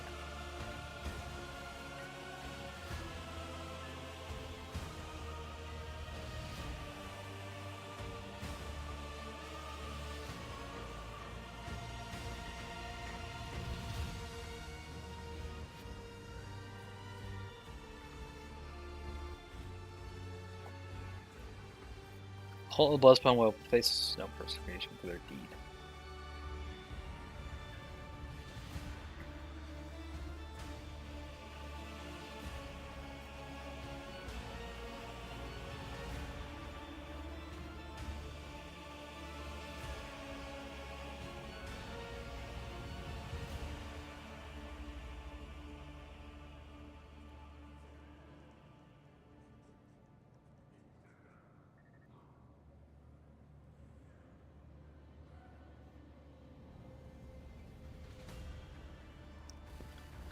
It was remarked that it was harmless and not a threat upon the rogue trader. Still trying to find that URL that's just floating. What the crap?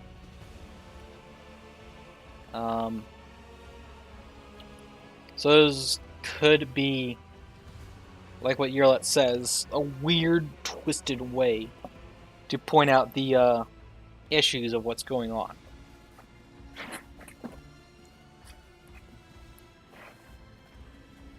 Why in the world they couldn't just come and ask, like, hey, did you know there's a mutant working here?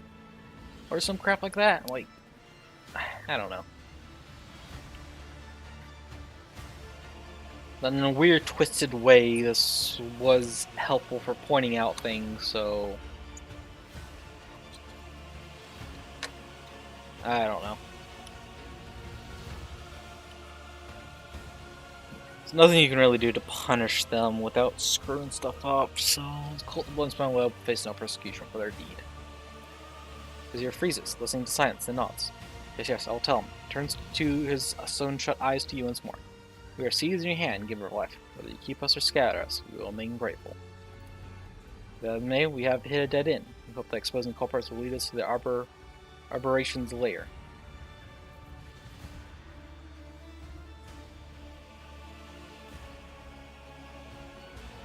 Starbuck, the investigation must continue.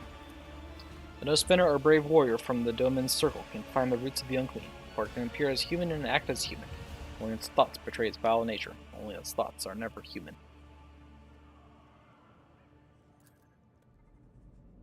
Wiz?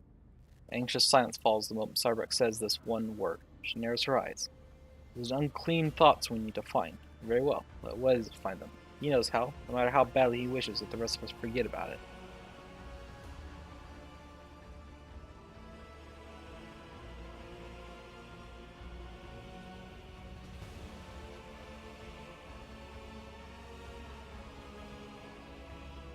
Who?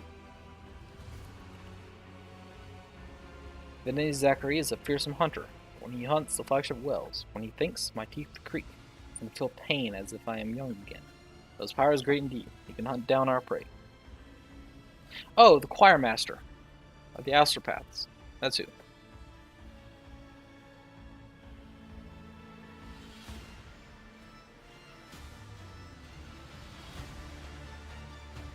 How can the choir master of the astropaths be of use to us? The esteemed Zachary Wes can perform the ritual of thought reading. This practice lets him do a curiosity examination of the minds of thousands of people in search of certain individuals.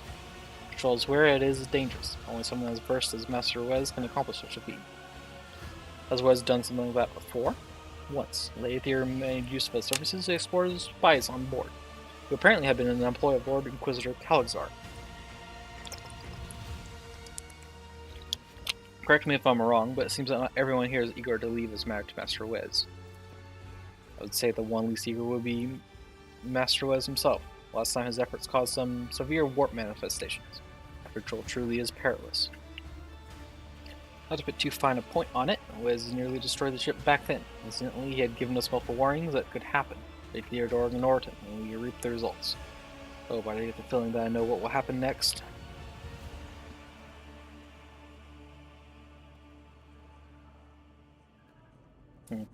This is all, Master Arms. Your duty is done. I will give you leave to wrap up the investigation on the officer's deck.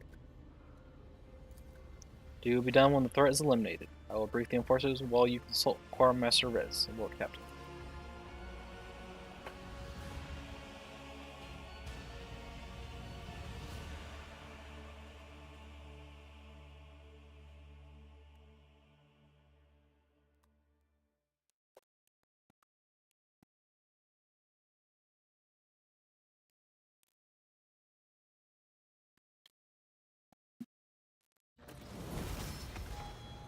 Oh, I leveled up from doing all that. Cool.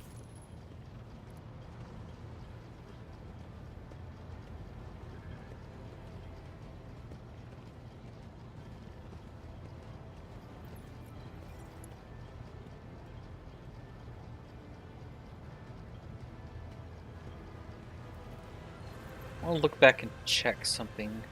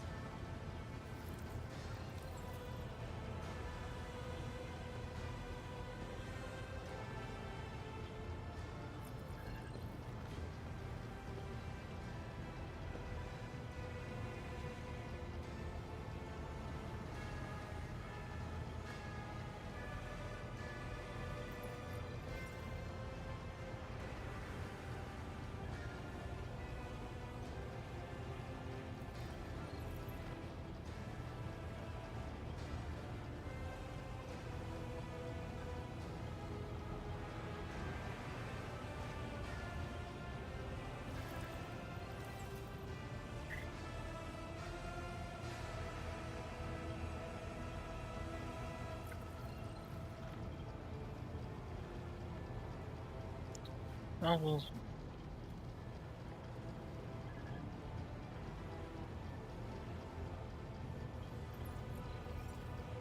Extra organ, scales, atrophy, and grown limbs.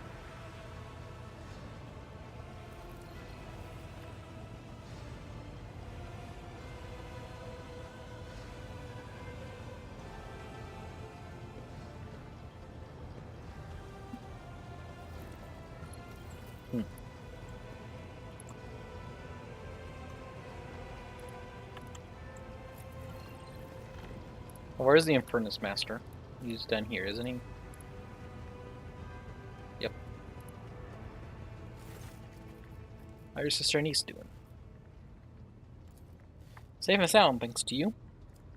Neme has been going on and on about how great and noble you are. You're a new idol. Meanwhile, Maya just snorts and says she thought you'd be taller. She's trying very hard to pretend she's not impressed with the whole acquaintance thing. Life has been tough for those two. Take care of them best I can, but at that moment, I was powerless. There's only one other time I've ever felt so helpless. Thank you for standing up for them. I'll never forget this. Ever since Elsie died, they're all I have left. Elsie? Elsinora, my wife. She died saving the ammo depot back in Lady Theodora's time. I'll mention it. Was respectfully disagreeable, Captain. I will, because I can. Do more about the Infernus Guild.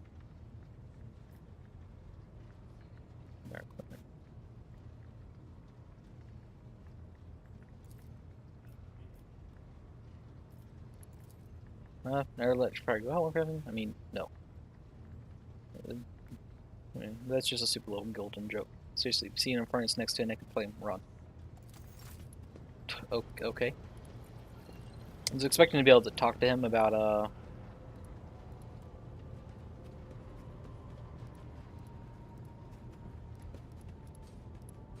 what was spoken of earlier, but whatever.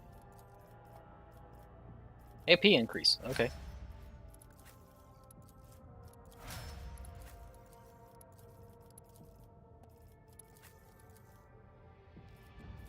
Oh, I haven't done his stuff yet.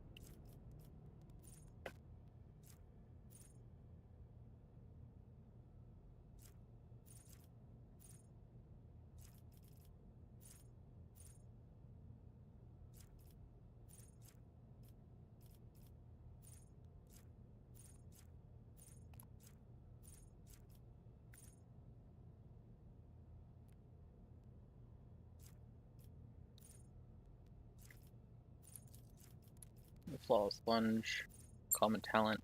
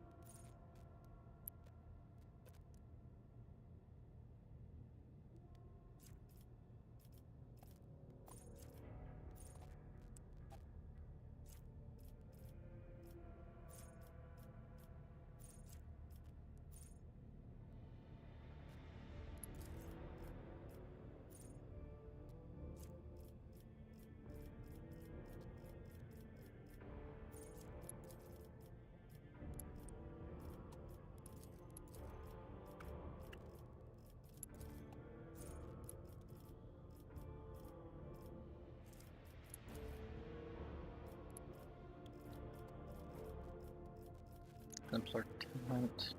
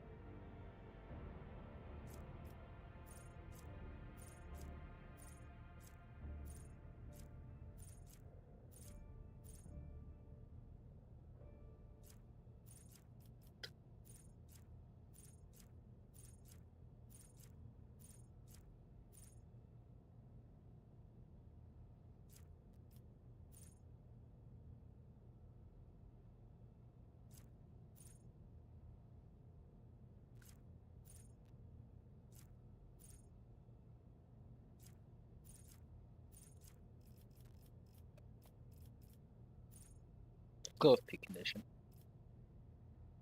And AP increase.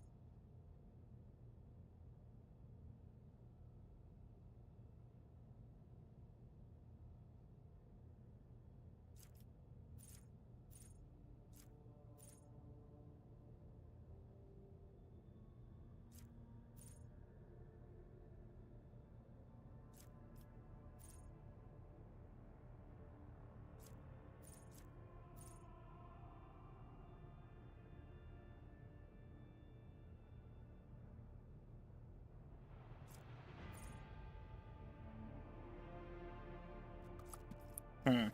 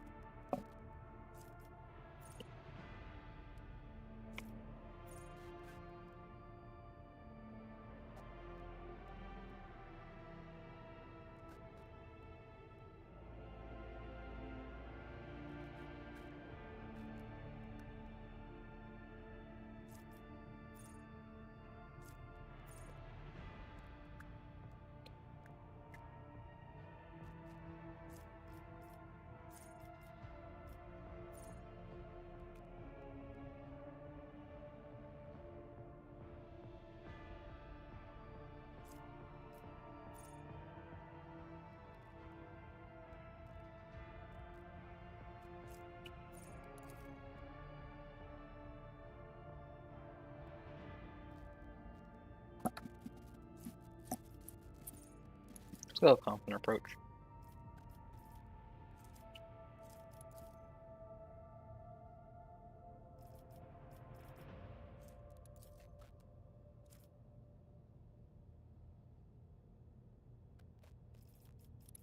Agility.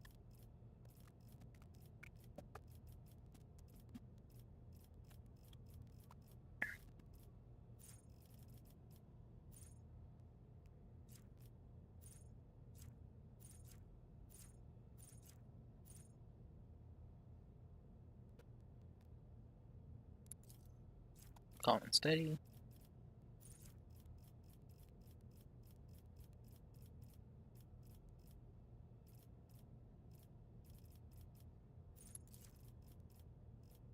Ruling mastery since he engages in melee. Or Xenos, because that's kind of his thing. Let's go with awareness.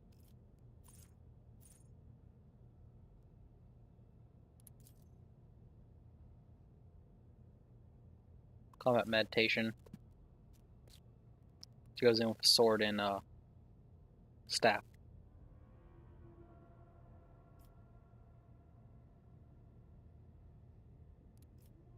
And the AP increase. He does go in with a sword and staff, right? No, let's that then.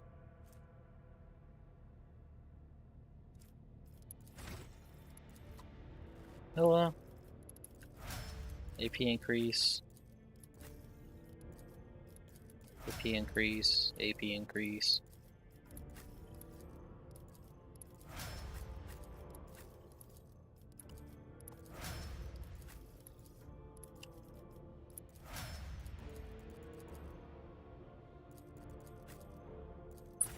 Alright. Anyways, continuing the thing to the void ship, to the Astropathic Chapel.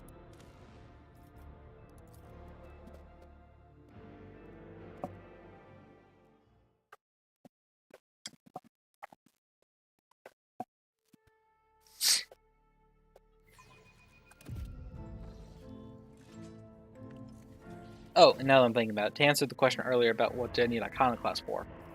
So right here is basically the different, I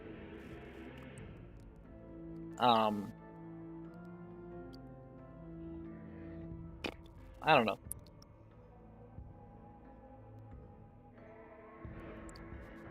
The different stances your character can take. Biography or whatever, I guess. That determines basically what their type of stuff can do. And so it's split into heretical, iconoclast, and dogmatic.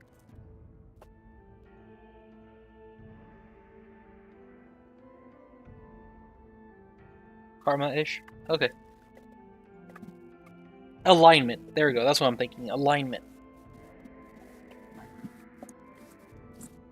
Because basically, are you for the Emperor, for the people, or for chaos?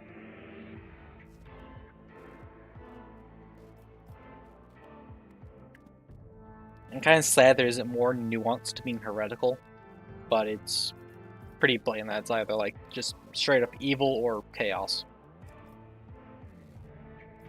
But each of these points you reach, you gain different abilities.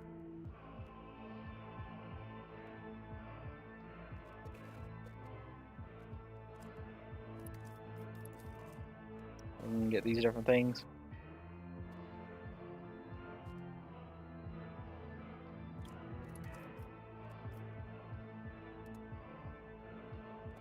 So the more iconoclast points, the further up this little chain I get, and the more bonuses I get.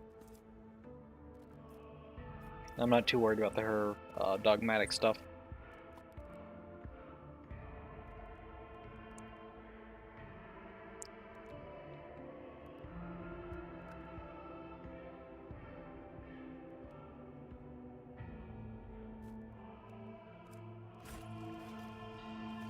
I always keep my options open.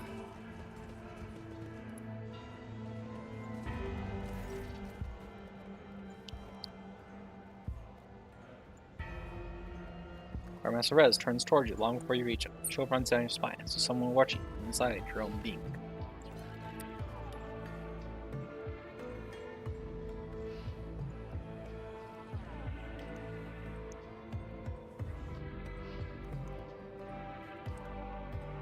Infamous? Yes. I have actually played that.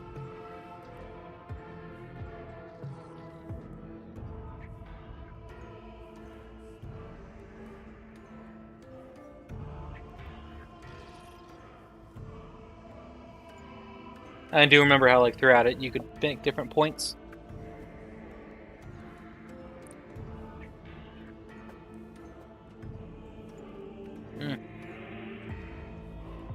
Never actually played the second one, I only played the first one.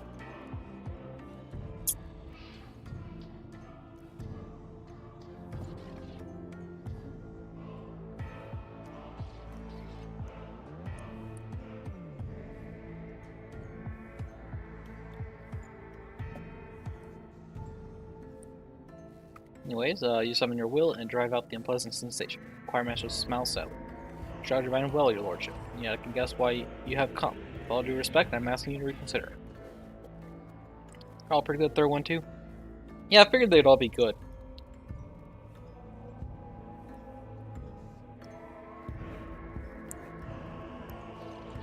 I've been tempted to get the second one and play it, but just never actually have.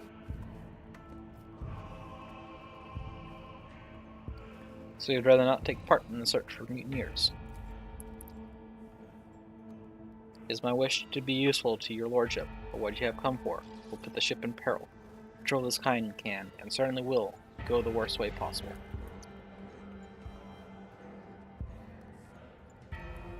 The professor came to me with the same orders once. Nothing good came of it. Please believe me, Lord Captain. When I say a mountain of corpses was at least the problem we faced that time. So you say you have performed the ritual before for Theodora. 10 years ago, it was a time when Lady Theodora had become anxious. Perhaps Lord Inquisitor's interest in her affairs adversely affected her, shall we say, trust in her own subjects. She was expecting a betrayal, and eventually her paranoia brought her to me. I performed the ritual, the choir ceased to exist. Remember that day, Lord Captain. When we arrived at the chapel, there was blood and human remains everywhere. That was the least of the terrifying things we saw there. Asurani spent decades separating their spirits before touching the veil. They lack the gift of time. To seek to harness powers, they are only too pleased with your ignorance. What is the nature of this ritual? It takes the entire choir's power to invade such a prodigious number of minds at once. I weave their voices into a chord and steer it into the murky sea of other people's souls. Together we need tens of thousands of thoughts, emotions, and intents, looking for the thing we are after, the seed of corruption you are interested in. Why are you so worried about the ritual? Lord Captain, do you know the proverb about staring too long into the abyss? What you're asking for is tantamount to plunging the entire choir into that abyss. A ritual like that will require incredible focus from each of its participants. It will take a single careless thought, a single glance in the wrong direction, for the way back to be lost. Human minds fusing into one another, vitrified organs inside still living bodies, perverse fantasies manifesting in the flesh. Nothing will stop the horrors of the warp from spreading all over the ship in the blink of an eye. And even if I agreed, it would be impossible. I would need a second powerful telepath as a defender to show my mind. The last time, my best apprentice, Adeline, did that, but she is no longer with us. She was exceptionally talented, rivaling even myself. Now I know of one psyker in the entire expanse who is her equal, but he is bound to the service of one of House Windscope's planetary governors, and thus unavailable to us, which makes her dangerous enterprise an impossibility. How bad was it?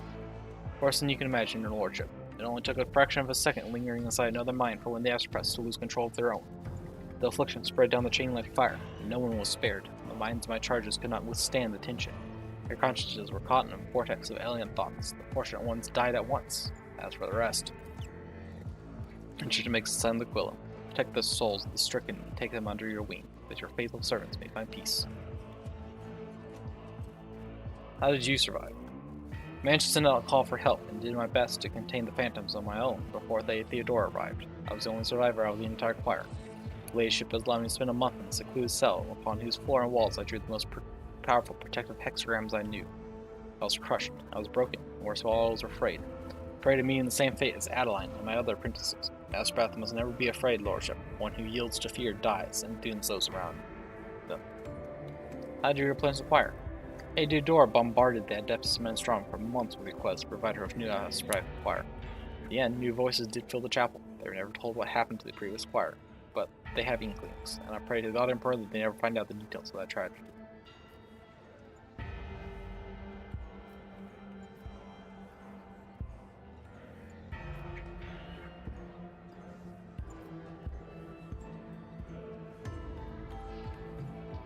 I see. As far as truth, lordship, must be done.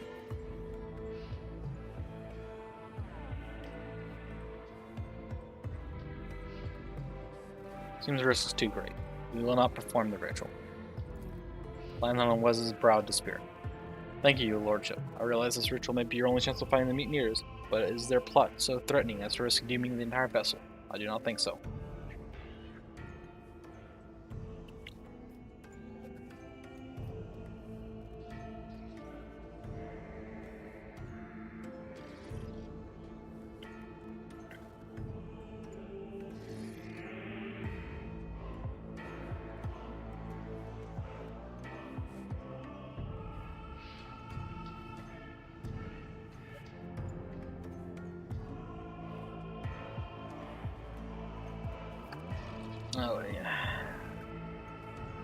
I don't want to give up the investigation, but is there another way?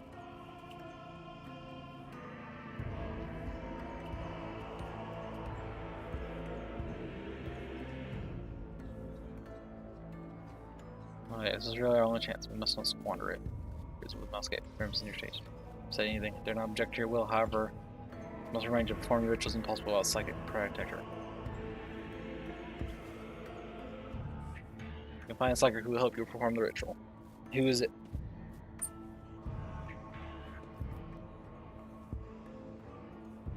Imagine knowing a powerful psychic employed by one skill. Who is he? Mr. Hiramone is a seasoned telepath, but his lord would never part with such an incredibly valuable specialist. A sizable amount of money will be necessary to organize Mr. Hiramone's escape. Perhaps you have some useful contacts at your disposal. Who could assist the unfortunate Hiramone with the situation.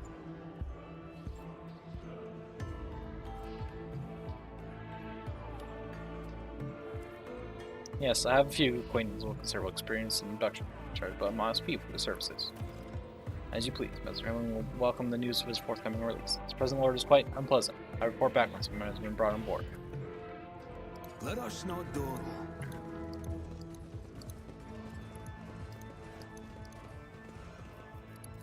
I feel like I have to do the ritual. I don't want to give up the quest, though I don't want to ruin everything either. So.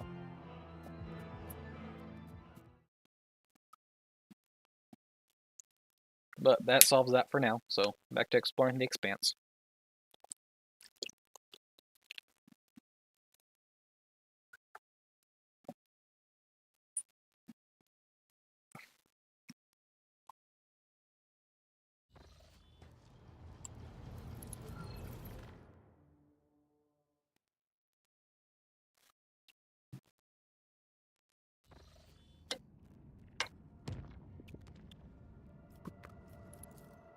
Alright, we're investigating the homunculus' prison.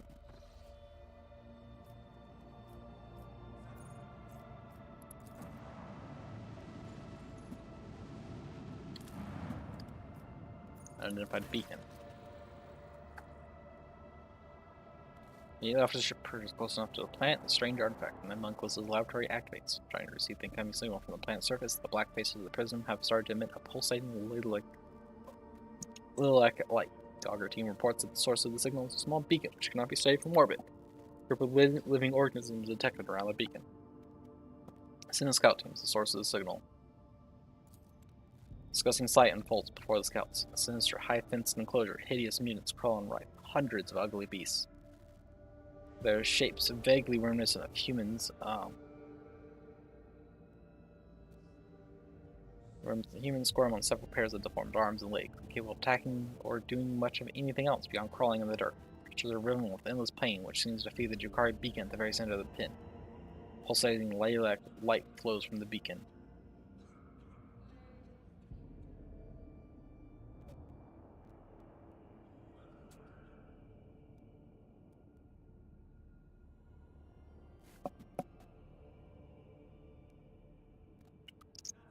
Order the team to activate the beacon.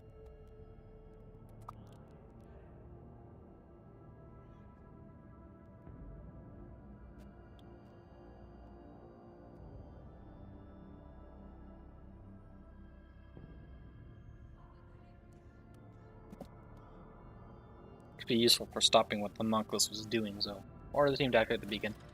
Beaming emits a thin lilac beam, sending out a signal. It is promptly accepted by the artifact on board. This unfolds into many small petals and shows a holographic image of a certain planet and corresponding coordinates.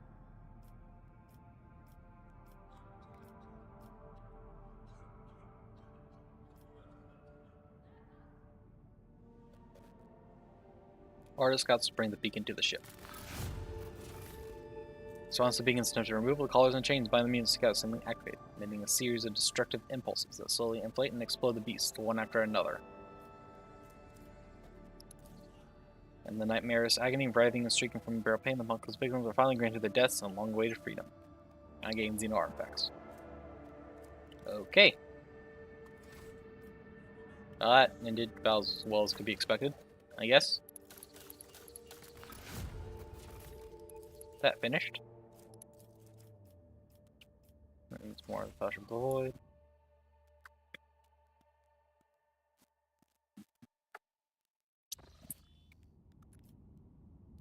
Alright, where to next?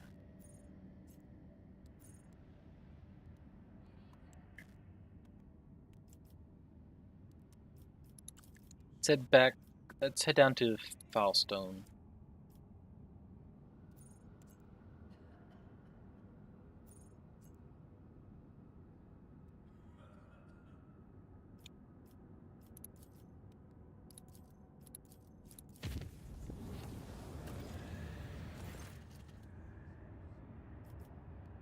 Teams on the lower decks reported the appearance of a dense purple fog that caused people to develop heat.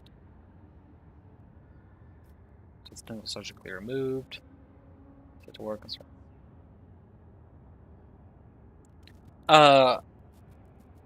It was a weird instance of overlapping maps.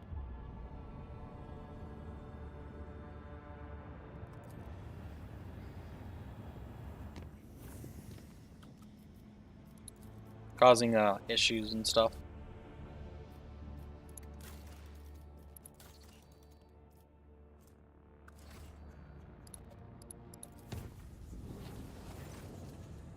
So this kind of part of strings. All vox start broadcasting otherworldly sounds whistling a haunting melody.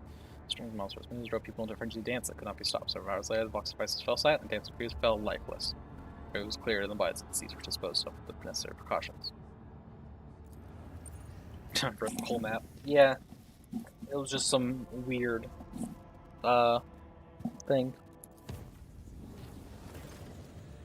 Lordship, Master Hammond's scheme has escaped and has arrived on board. It's almost completed the ritual of harmonization with the rest of the choir, which has given our voices greater strength and cohesion. We made our preparations and are awaiting your arrival to start the ritual as soon as you give the order.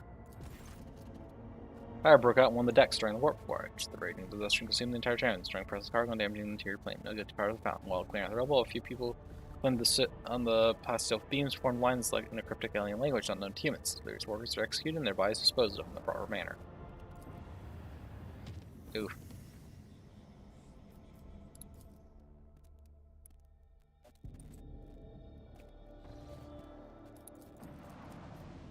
Alright, Foulstone. We have an event going on here.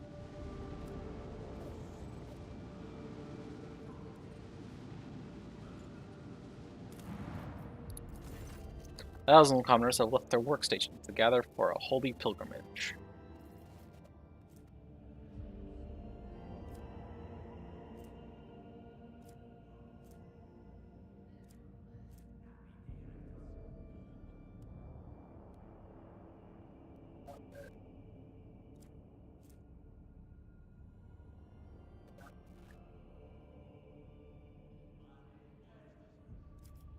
Okay, so kind of lose efficiency and gain complacency. Lose complacency and security, or request that the followers of St. Drusus bring holy relics to the colony. Which increases both complacency and efficiency. Let's go option number 3. That's good. I mean, not like it helps, everything's maxed out already. Settling the colony, the people, trembling in awe, attended services by the relics, then returned to work inspired. Okay.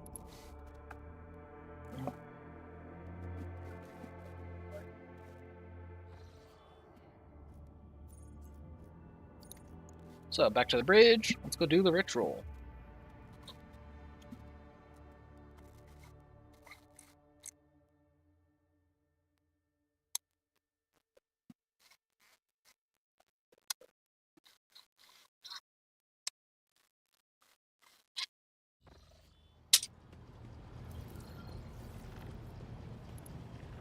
Alright, so time to do the ritual thingy.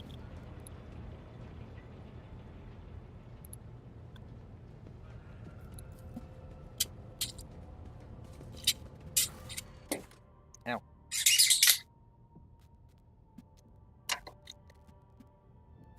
That's chapel. I'm gonna bring Adira.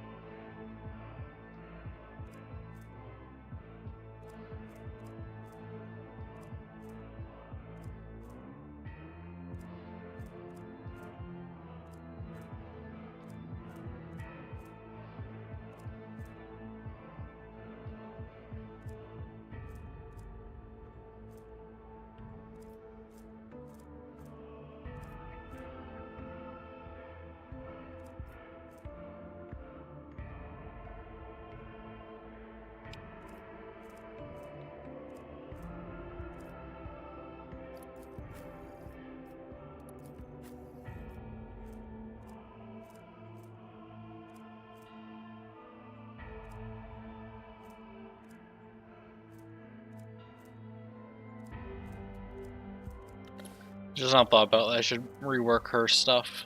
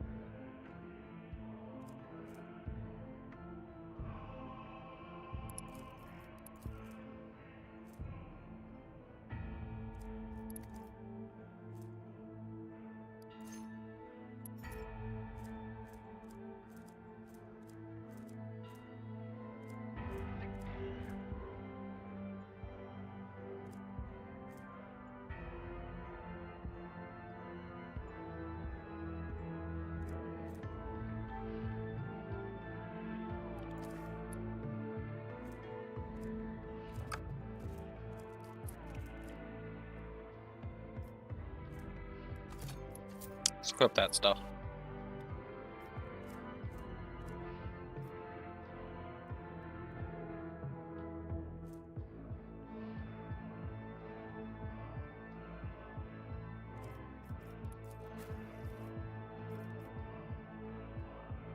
Why does she not have something in that slot?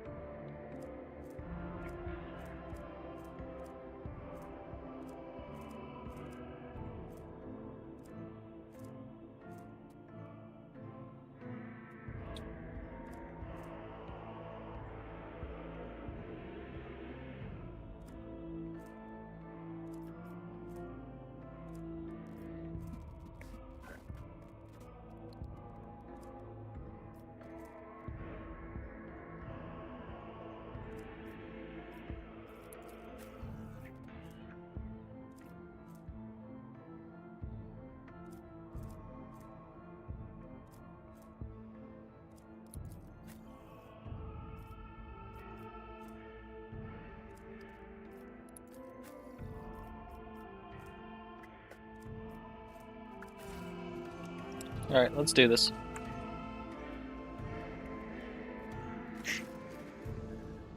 Okay, you still wish to perform the ritual? Select candidate arrived yet. Servant assigned to chapel upon your orders for the purpose of performing the ritual. It's almost finished his preparation work, Captain. Greetings, last condolences. I will be honored to serve my savior. Though I just like our bows you passionately, his plump face carries many marks of indulging in all manner of vice.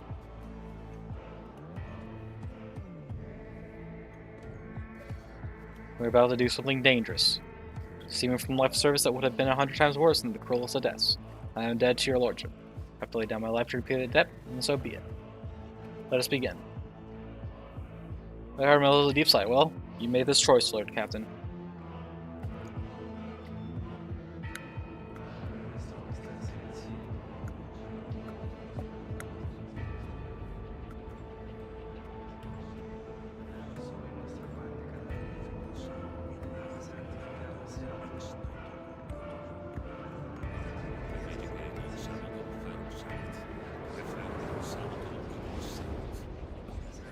As long as they live, the barrier will hold.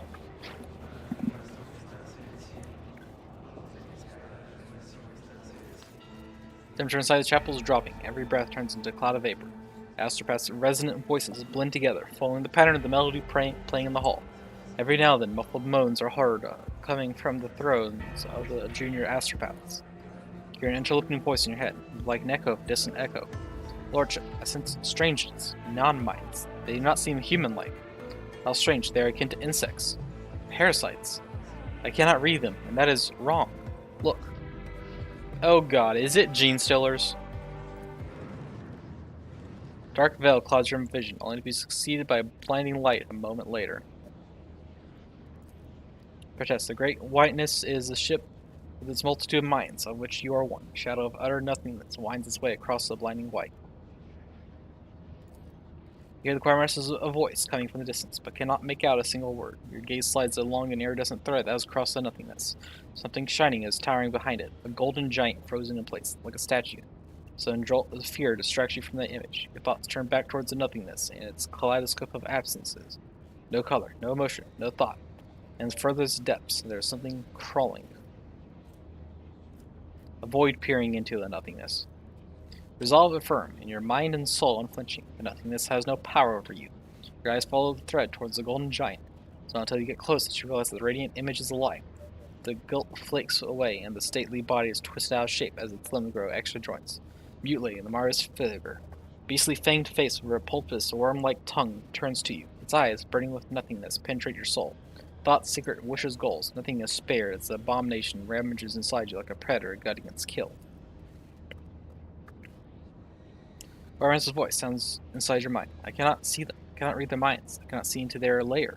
See only images, fragmented and sinister. Forgive me, Lord Captain, but we took this risk in vain. What are we dealing with? Some kind of defensive measure? Sorcery? No sorcery. Something else. I have never encountered minds like this before. Something about them is wrong. Finish the ritual. Yes, Lord Captain. I will now. The nothingness cackles and croaks. I see you. It assumes a vague shape, a man shriveled by age and infirmity. His eye is alight with an alien purple flame. You have been looking for me. A blind man, clad in green, appears between you and the croaking nothingness, shielding you. What manner of abomination are you? I cannot sense you. You're not of the warp. What is your twisted nature? I cannot sense you either, but I know you. Heard you and seek me out. Makers everywhere. I was ready. Your age-worn voice is like a deep wail echoed by a throng of smaller voices. Civilizations and star clusters lie buried at the bottom of the being's pale eyes, which are aflame with hunger. Your mind feels cramped inside your skull, and you can hear the bone creaking.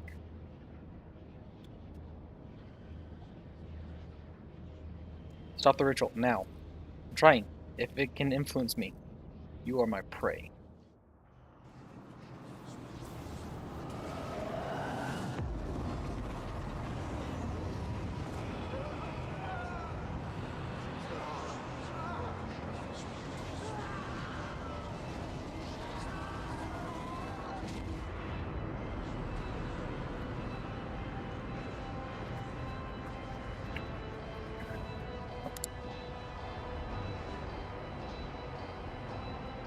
I think that was the Gene Stealer hive mind, which is a problem.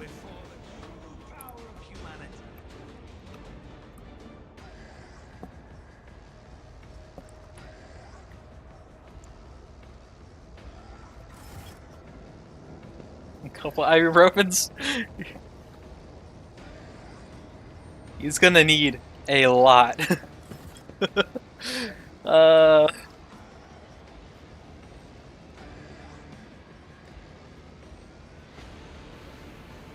I'm surprised it was not a harder willpower test to resist that. Antonius.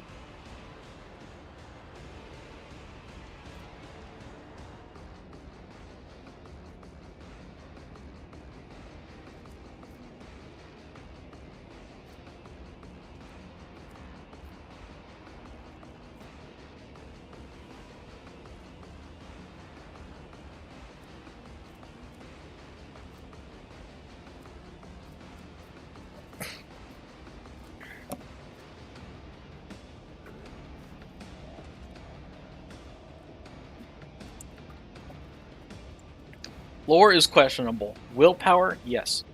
Willpower is a nice thing to have.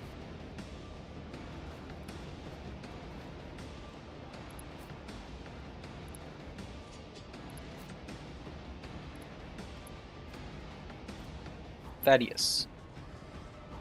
Thaddeus? Why did I feel like I recognized that name? Adeline.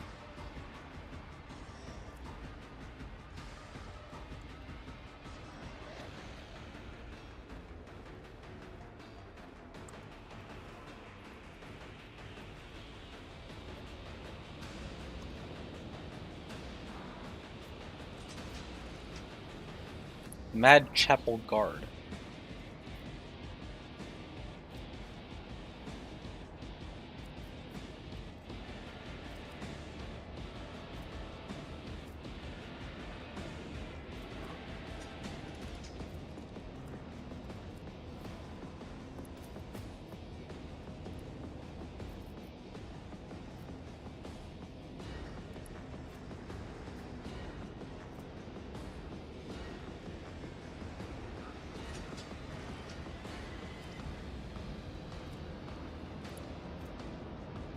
Ah, revitalized. A bit of rest and some good food, authorized by the Lord Captain, made a great difference. Let's press struggle against the warp's machinations. That's good to hear.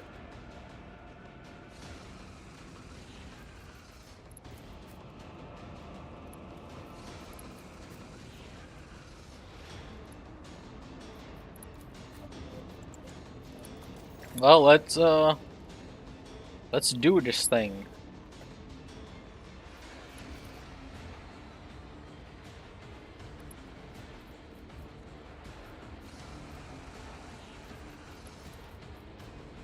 Will do.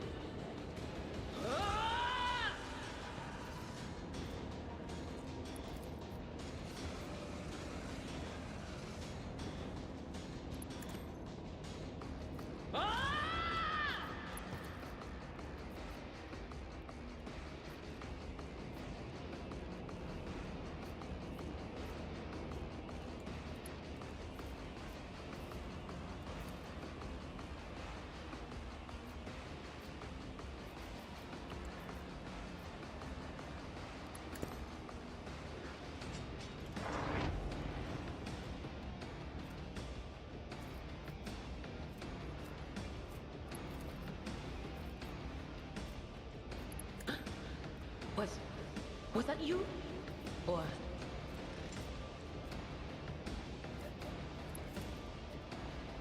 anything else?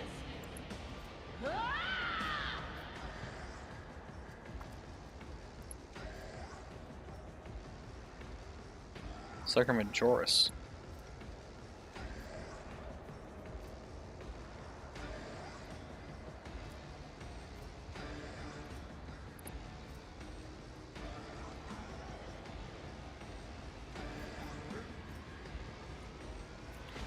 Melt-a-gun.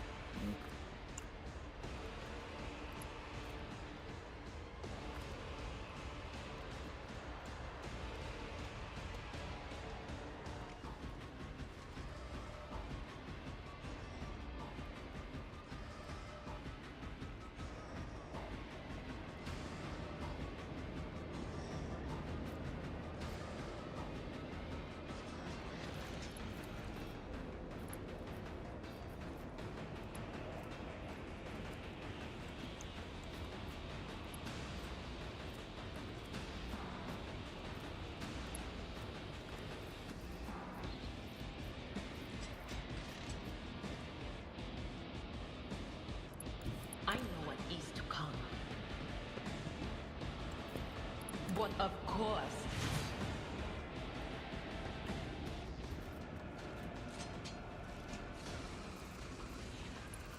Not this Greyer's job. Anything else?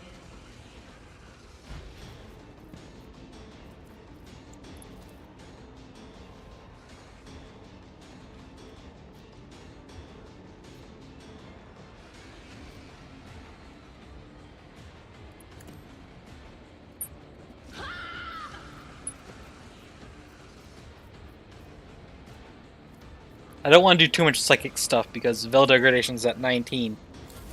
And she's unsanctioned, so she is very likely just to explode the place if not done correctly.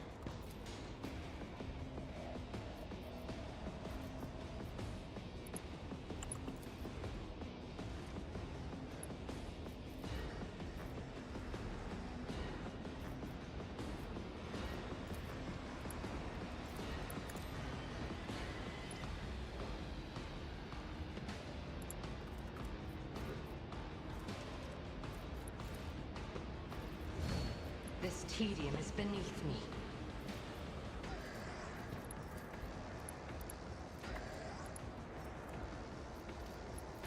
If it serves your cause.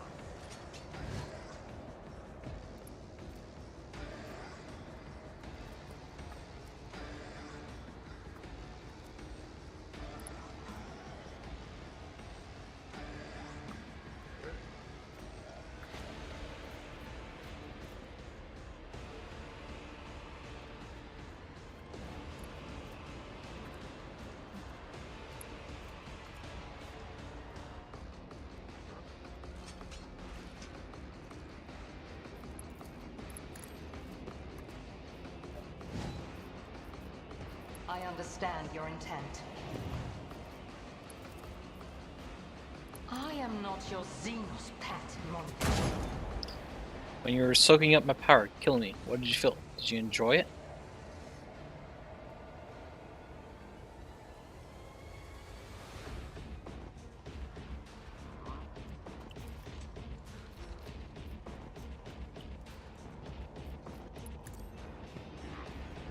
The soul slips beyond the veil.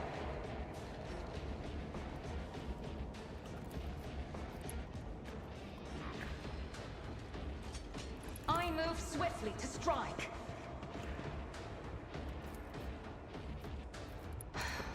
If I must. Protect me. Emperor, protect me.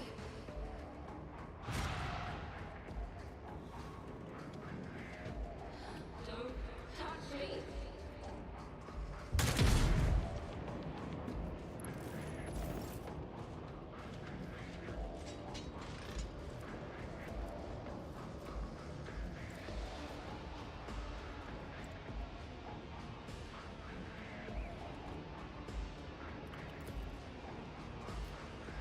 Give this task to someone lesser. Don't dishonor the wolf with such tasks. The Fang-hungry come. I don't like that. I have become the All-Father's worthy instrument!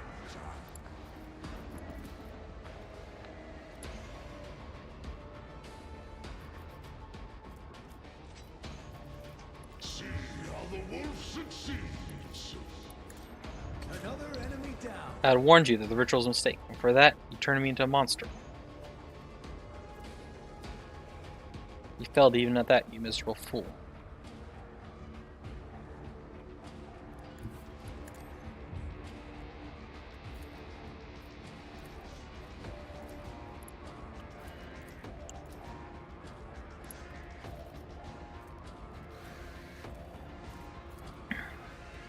Wolves rule. My hand is thunder. My strike is ruin.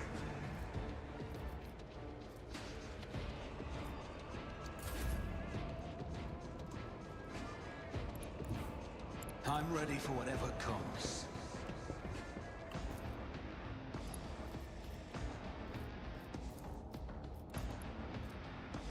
Wait, Adeline, wasn't that who was there to protect him? These are the ghosts of the people from the last ritual, I'm guessing. On it.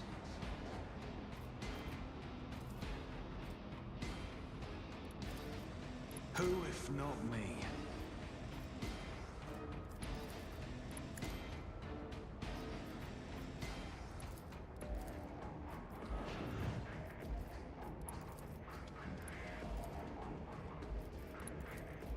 It's as good as you never stood a chance. You had always believed in yourself, not in him. Well, he disbelieved in you too. I'll make it happen. The best defense is a good offense.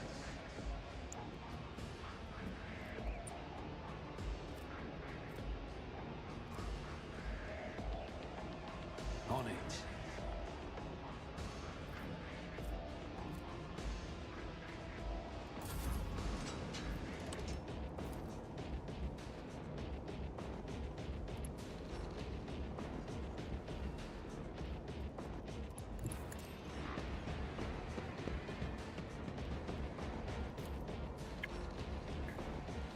Doubt is for the weak.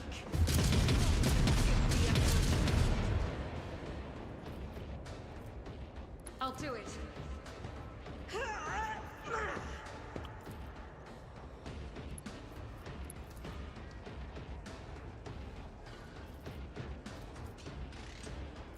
As the Emperor hears, strike is a prayer.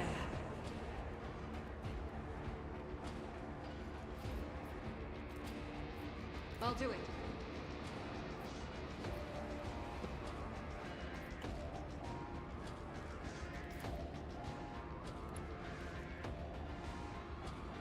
As the Emperor commands, I act. I am his will made manifest.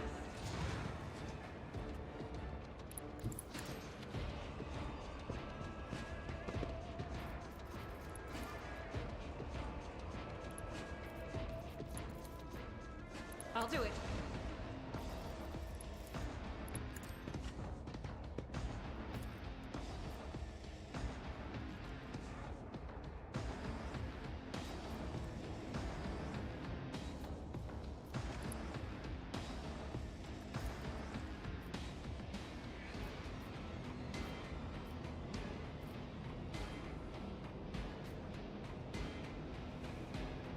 This has a chance to hit that astropath out there.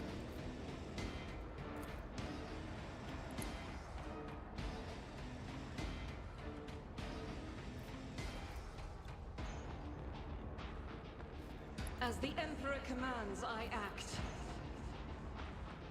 The enemies of the Emperor will be undone. Doubt is for the weak. You're useless as a mentor. Your failure merely confirmed my expectations. You should have known your place. I'll do it.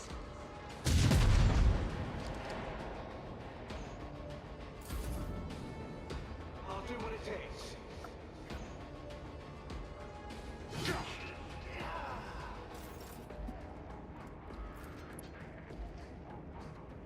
I've seen worse battles than this in my time. Indeed. You never stood a I looked up to you, followed every word you said, but only had the foresight to defy you at that fateful moment.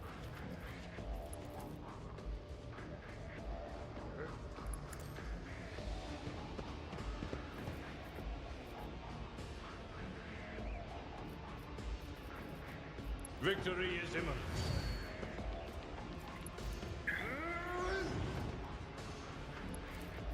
I will do my duty. It will be done.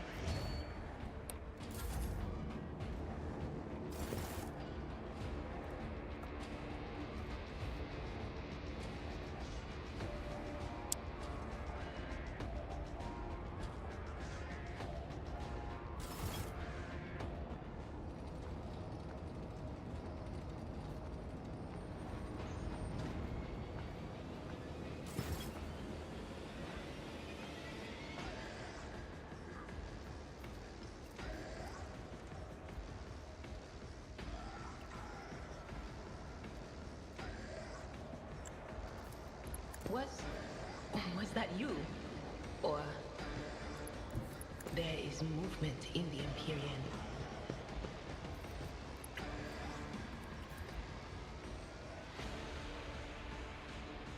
Anything else?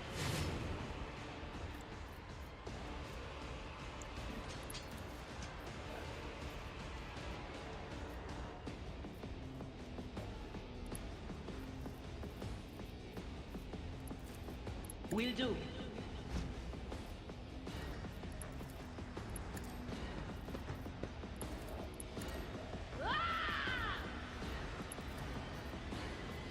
On it.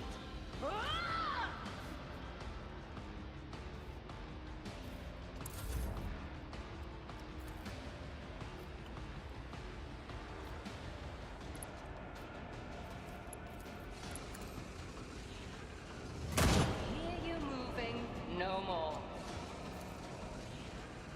If it serves your cause. Beyond the veil.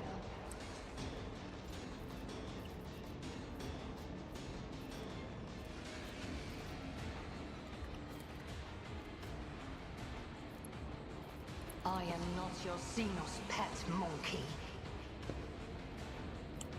I understand your intent.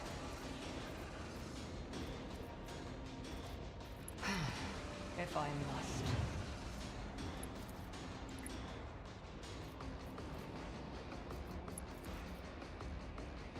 I am not your Xenos pet monkey. Alright. Your end was in All I wanted to do was help. I was trying to save you, and what have you done to me? Look at yourself. Why did you become pathetic? They said you were destined for greatness, and you have chosen to wallow in self-pity and lies.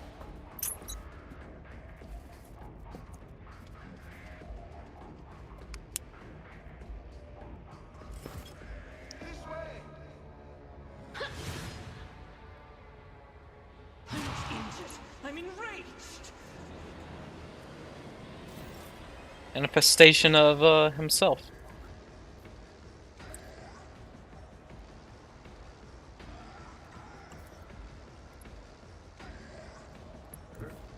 Our foes reek of cowardice. So it shall be.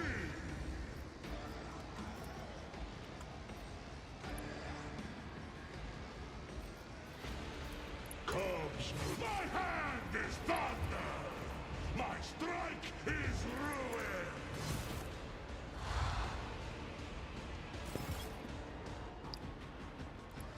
Zetus Sorrow Seeker.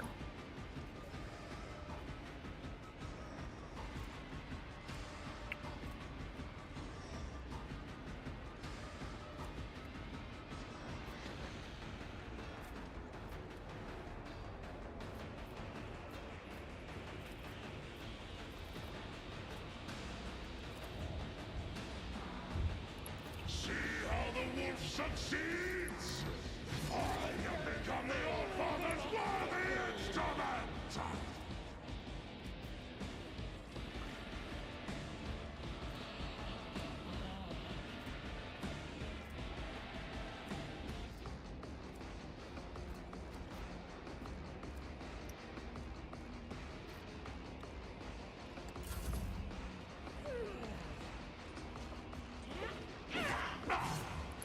Cloud Mine, what does that do? They went Cloud Mine with their enemy, person to fight against their allies. This effect can be removed with medkits, get back on the fight ability, or the brink of, or on the death of the demonette. Or if the demonette just fails.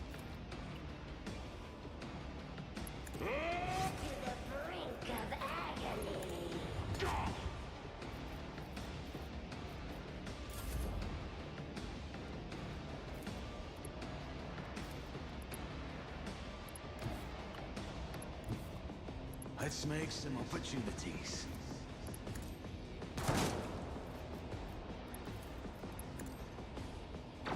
Another enemy down.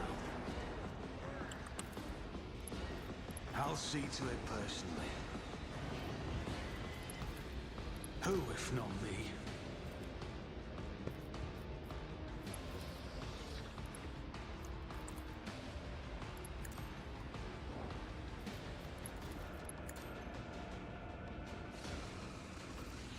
It's as good as done.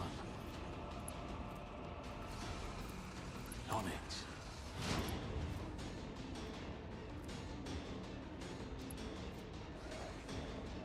Prone. Just doesn't have a prone animation. Okay.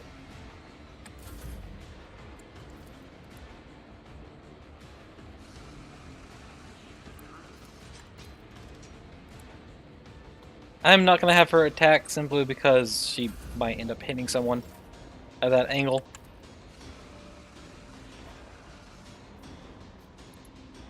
Follow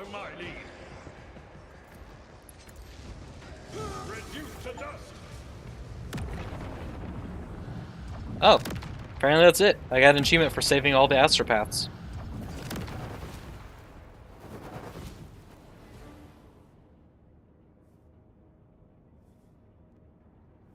Carmaster awakens with a sharp breath. Lord Captain, we are still alive?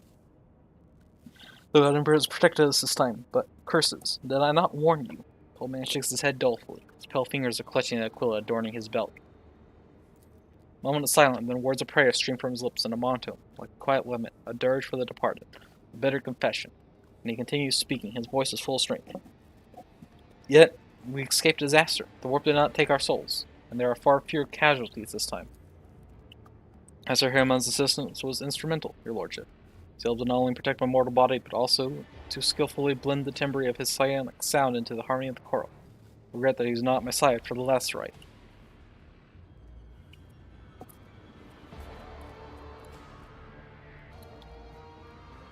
What in Throne's name just happened? That thing took the shape of an old man and attacked me. I do not know what it is, but it is neither human nor a psyker. It's something else. Its power is foreign and inimical to me. Like a shadow that obscures the shine of the Immaterium's chaotic energies. So I'm unable to read the abomination's thoughts, and it seemed to find me no less strange than how strange it was to me. Thus it attacked, for any strangeness is a threat. I've clearly been warned that we would be performing a dangerous ritual, that we would be vulnerable. So sought to sabotage us by attacking my mind, and my mind almost got us all killed. Still managed to discover the evil we were seeking. No, your lordship. The ritual proved incapable of extracting anything of value. Its evil chose to reveal itself and attack. The enemy is confident and bold, and so it did not hide, struck first, suspiciously brazen. These things seem to know you. But as lords his head further, the insidious spawn thrive on confounding one's reason. They donned the faces of those I once held dear, my apprentices, all of whom perished. Previous time I performed this ritual. They have haunted me ever since, in my dreams, in the warp, everywhere. The Immaterium abominations who devour their souls have been tormenting me with shame and regret, and now they have come for my sanity as well. The Choirmaster speaks of his fallen students, there is lingering pain in his voice.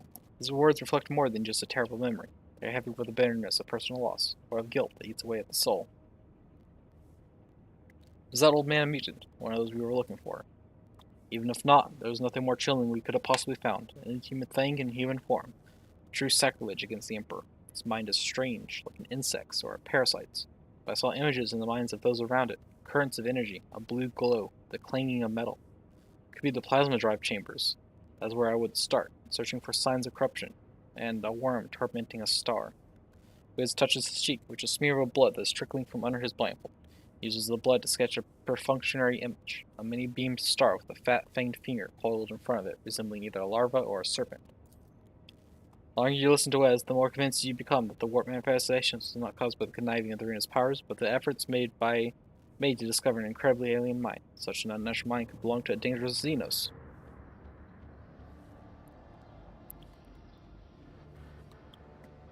Are you familiar with this symbol? No, it could be an emblem of some cult on the ship. I seldom leave the chapel. I've never come across it before. I will go to the plasma drive chambers myself, find the old man, and have a conversation with him. Sacrifice some of the soundness of our minds to the Immaterium today. Hope I was not in vain, and will help your lordship. He winches pain. Still cannot believe he survived this. But slowly clenches his hand, and a cloud of frost rises from it, revealing an Aquila, now bound in purple psychic ice. He whispers, "The Immaterium has touched it, the holy symbol, the protector of mankind." He pauses, then adds in a illuminated voice. I do not know if this is a symbol of our victory over the horrors of the war, a trophy claimed in battle, or a grim portent left by a wicked spawn to sea of souls. When the wearer suffers critical hit, the attacker immediately suffers wearer's willpower bonus of warp damage. Symbol of face shining through the breath of the Immaterium is good moment. I shall wear it. Signal of my victory. Give it to me if you are unable to see this inspiring trophy for what it is. Anything touched by the warp must be disposed of.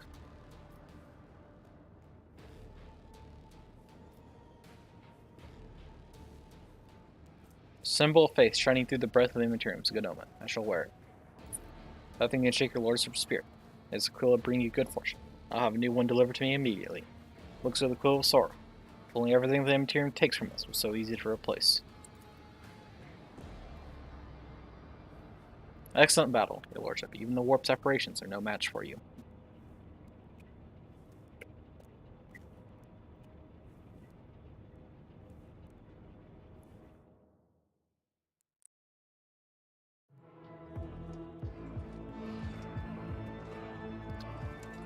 Rise to the top, or get left in the dust. Alright. The plasma drive chambers to finish this.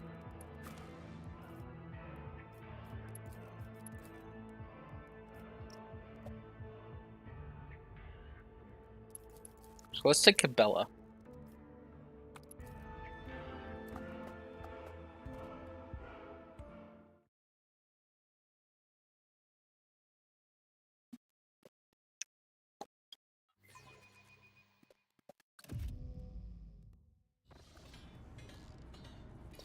Frost buddy. What kind of installation is that supposed to be? If you kill us, Matthews will drag me back beyond the grave just to give me an earful. Scrap this and start again.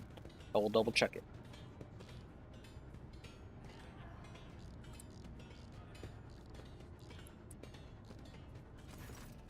Light from the Infernus Master's glow stick reveals a surprised but amiable expression. Enric's lip is split, and a fresh bruise is blossoming on his cheekbone. Lord Captain, I expect to see you in this compartment. Are you on a stroll, taking in the sights of your domain? The glow of plasma is especially striking at this time with the watch. Search for Minaj. You're the most mawkish Infernus I've ever met, Master of Montag. A burly man in coveralls furrows his bushy eyebrows. His sparse hair stands on end. Lordship, welcome. I'm Shift Foreman Naiji, in charge of this section. Need anything? I'm here to help. Furnace Master, what exactly are you doing here? Carrying out routine dragon inspection. The regulations require scheduled checks to make certain the installation isn't weakened. Sensors haven't been tampered with, and the reactor isn't about to blow anytime soon. Just business as usual. It is strange that the senior officer is conducting the inspection alone. According to the regulations, there should be an entire squad of Inferni, and the personal presence of the Infernus Master is necessary only in emergencies. Enric, why are you really here? Found me out, have you? Enric gives you a wink and pulls on his glow stick. Not really here about the reactor. I heard rumor that you'd gone to investigate the plasma drive chambers, so I thought I'd make certain everything went smoothly. Lordship is accustomed to associating with people of your rank, or officers at the very least, but here, the place is home to voidfarers of simple manners, whose clan customs may be unfamiliar to you. Voidfarer of simpler manners, furrows his brow. Our customs are decent ones, Master Montag. Rather boil myself in plasma than let anything happen to Lord Captain. No offense, Knighty, but if you can find even 3 people in this bay who can't give a report without turning the air blue, gladly admit I was wrong. You're a good bunch. I hate to see how you insult his lordship with some foolishness and not even realize it. I see.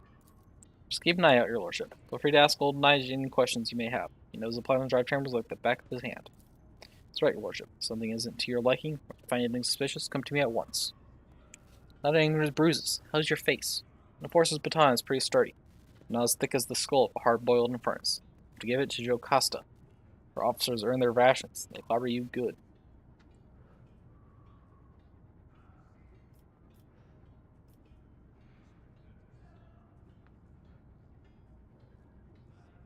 Shift Foreman, tell me about yourself. What kind of person are you?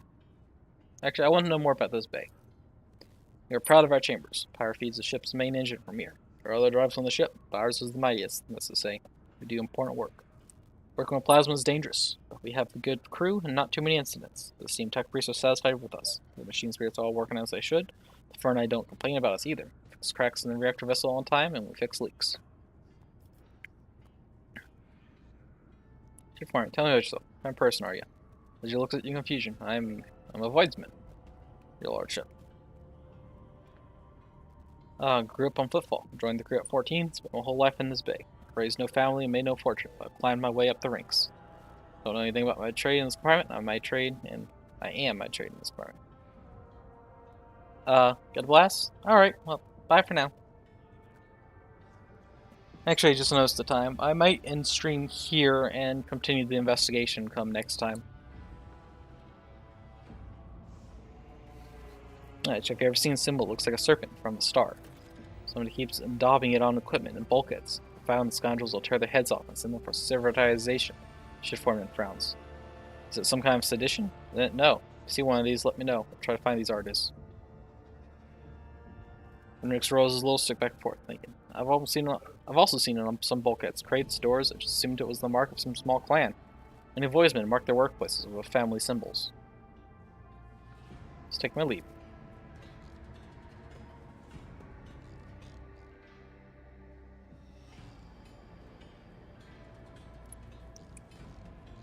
the forces of the Lordship. I see brutes, but looks to them. So decent workers, but now they only see me credits. How am I supposed to meet and quote with this lot? Sacred unsuit these articulations. The people interfering in the operation of the sacred mechanism that serves machine spirits. In the name of the outside, I refrain from any further profane acts. Everything is under control. Lordship.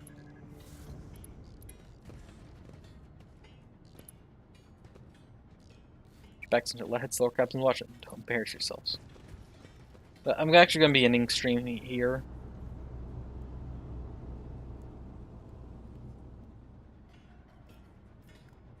I'm coming back to this later. As I feel like this might become something much longer and bigger. And it's already so late, so I'm in the stream here. Save the game.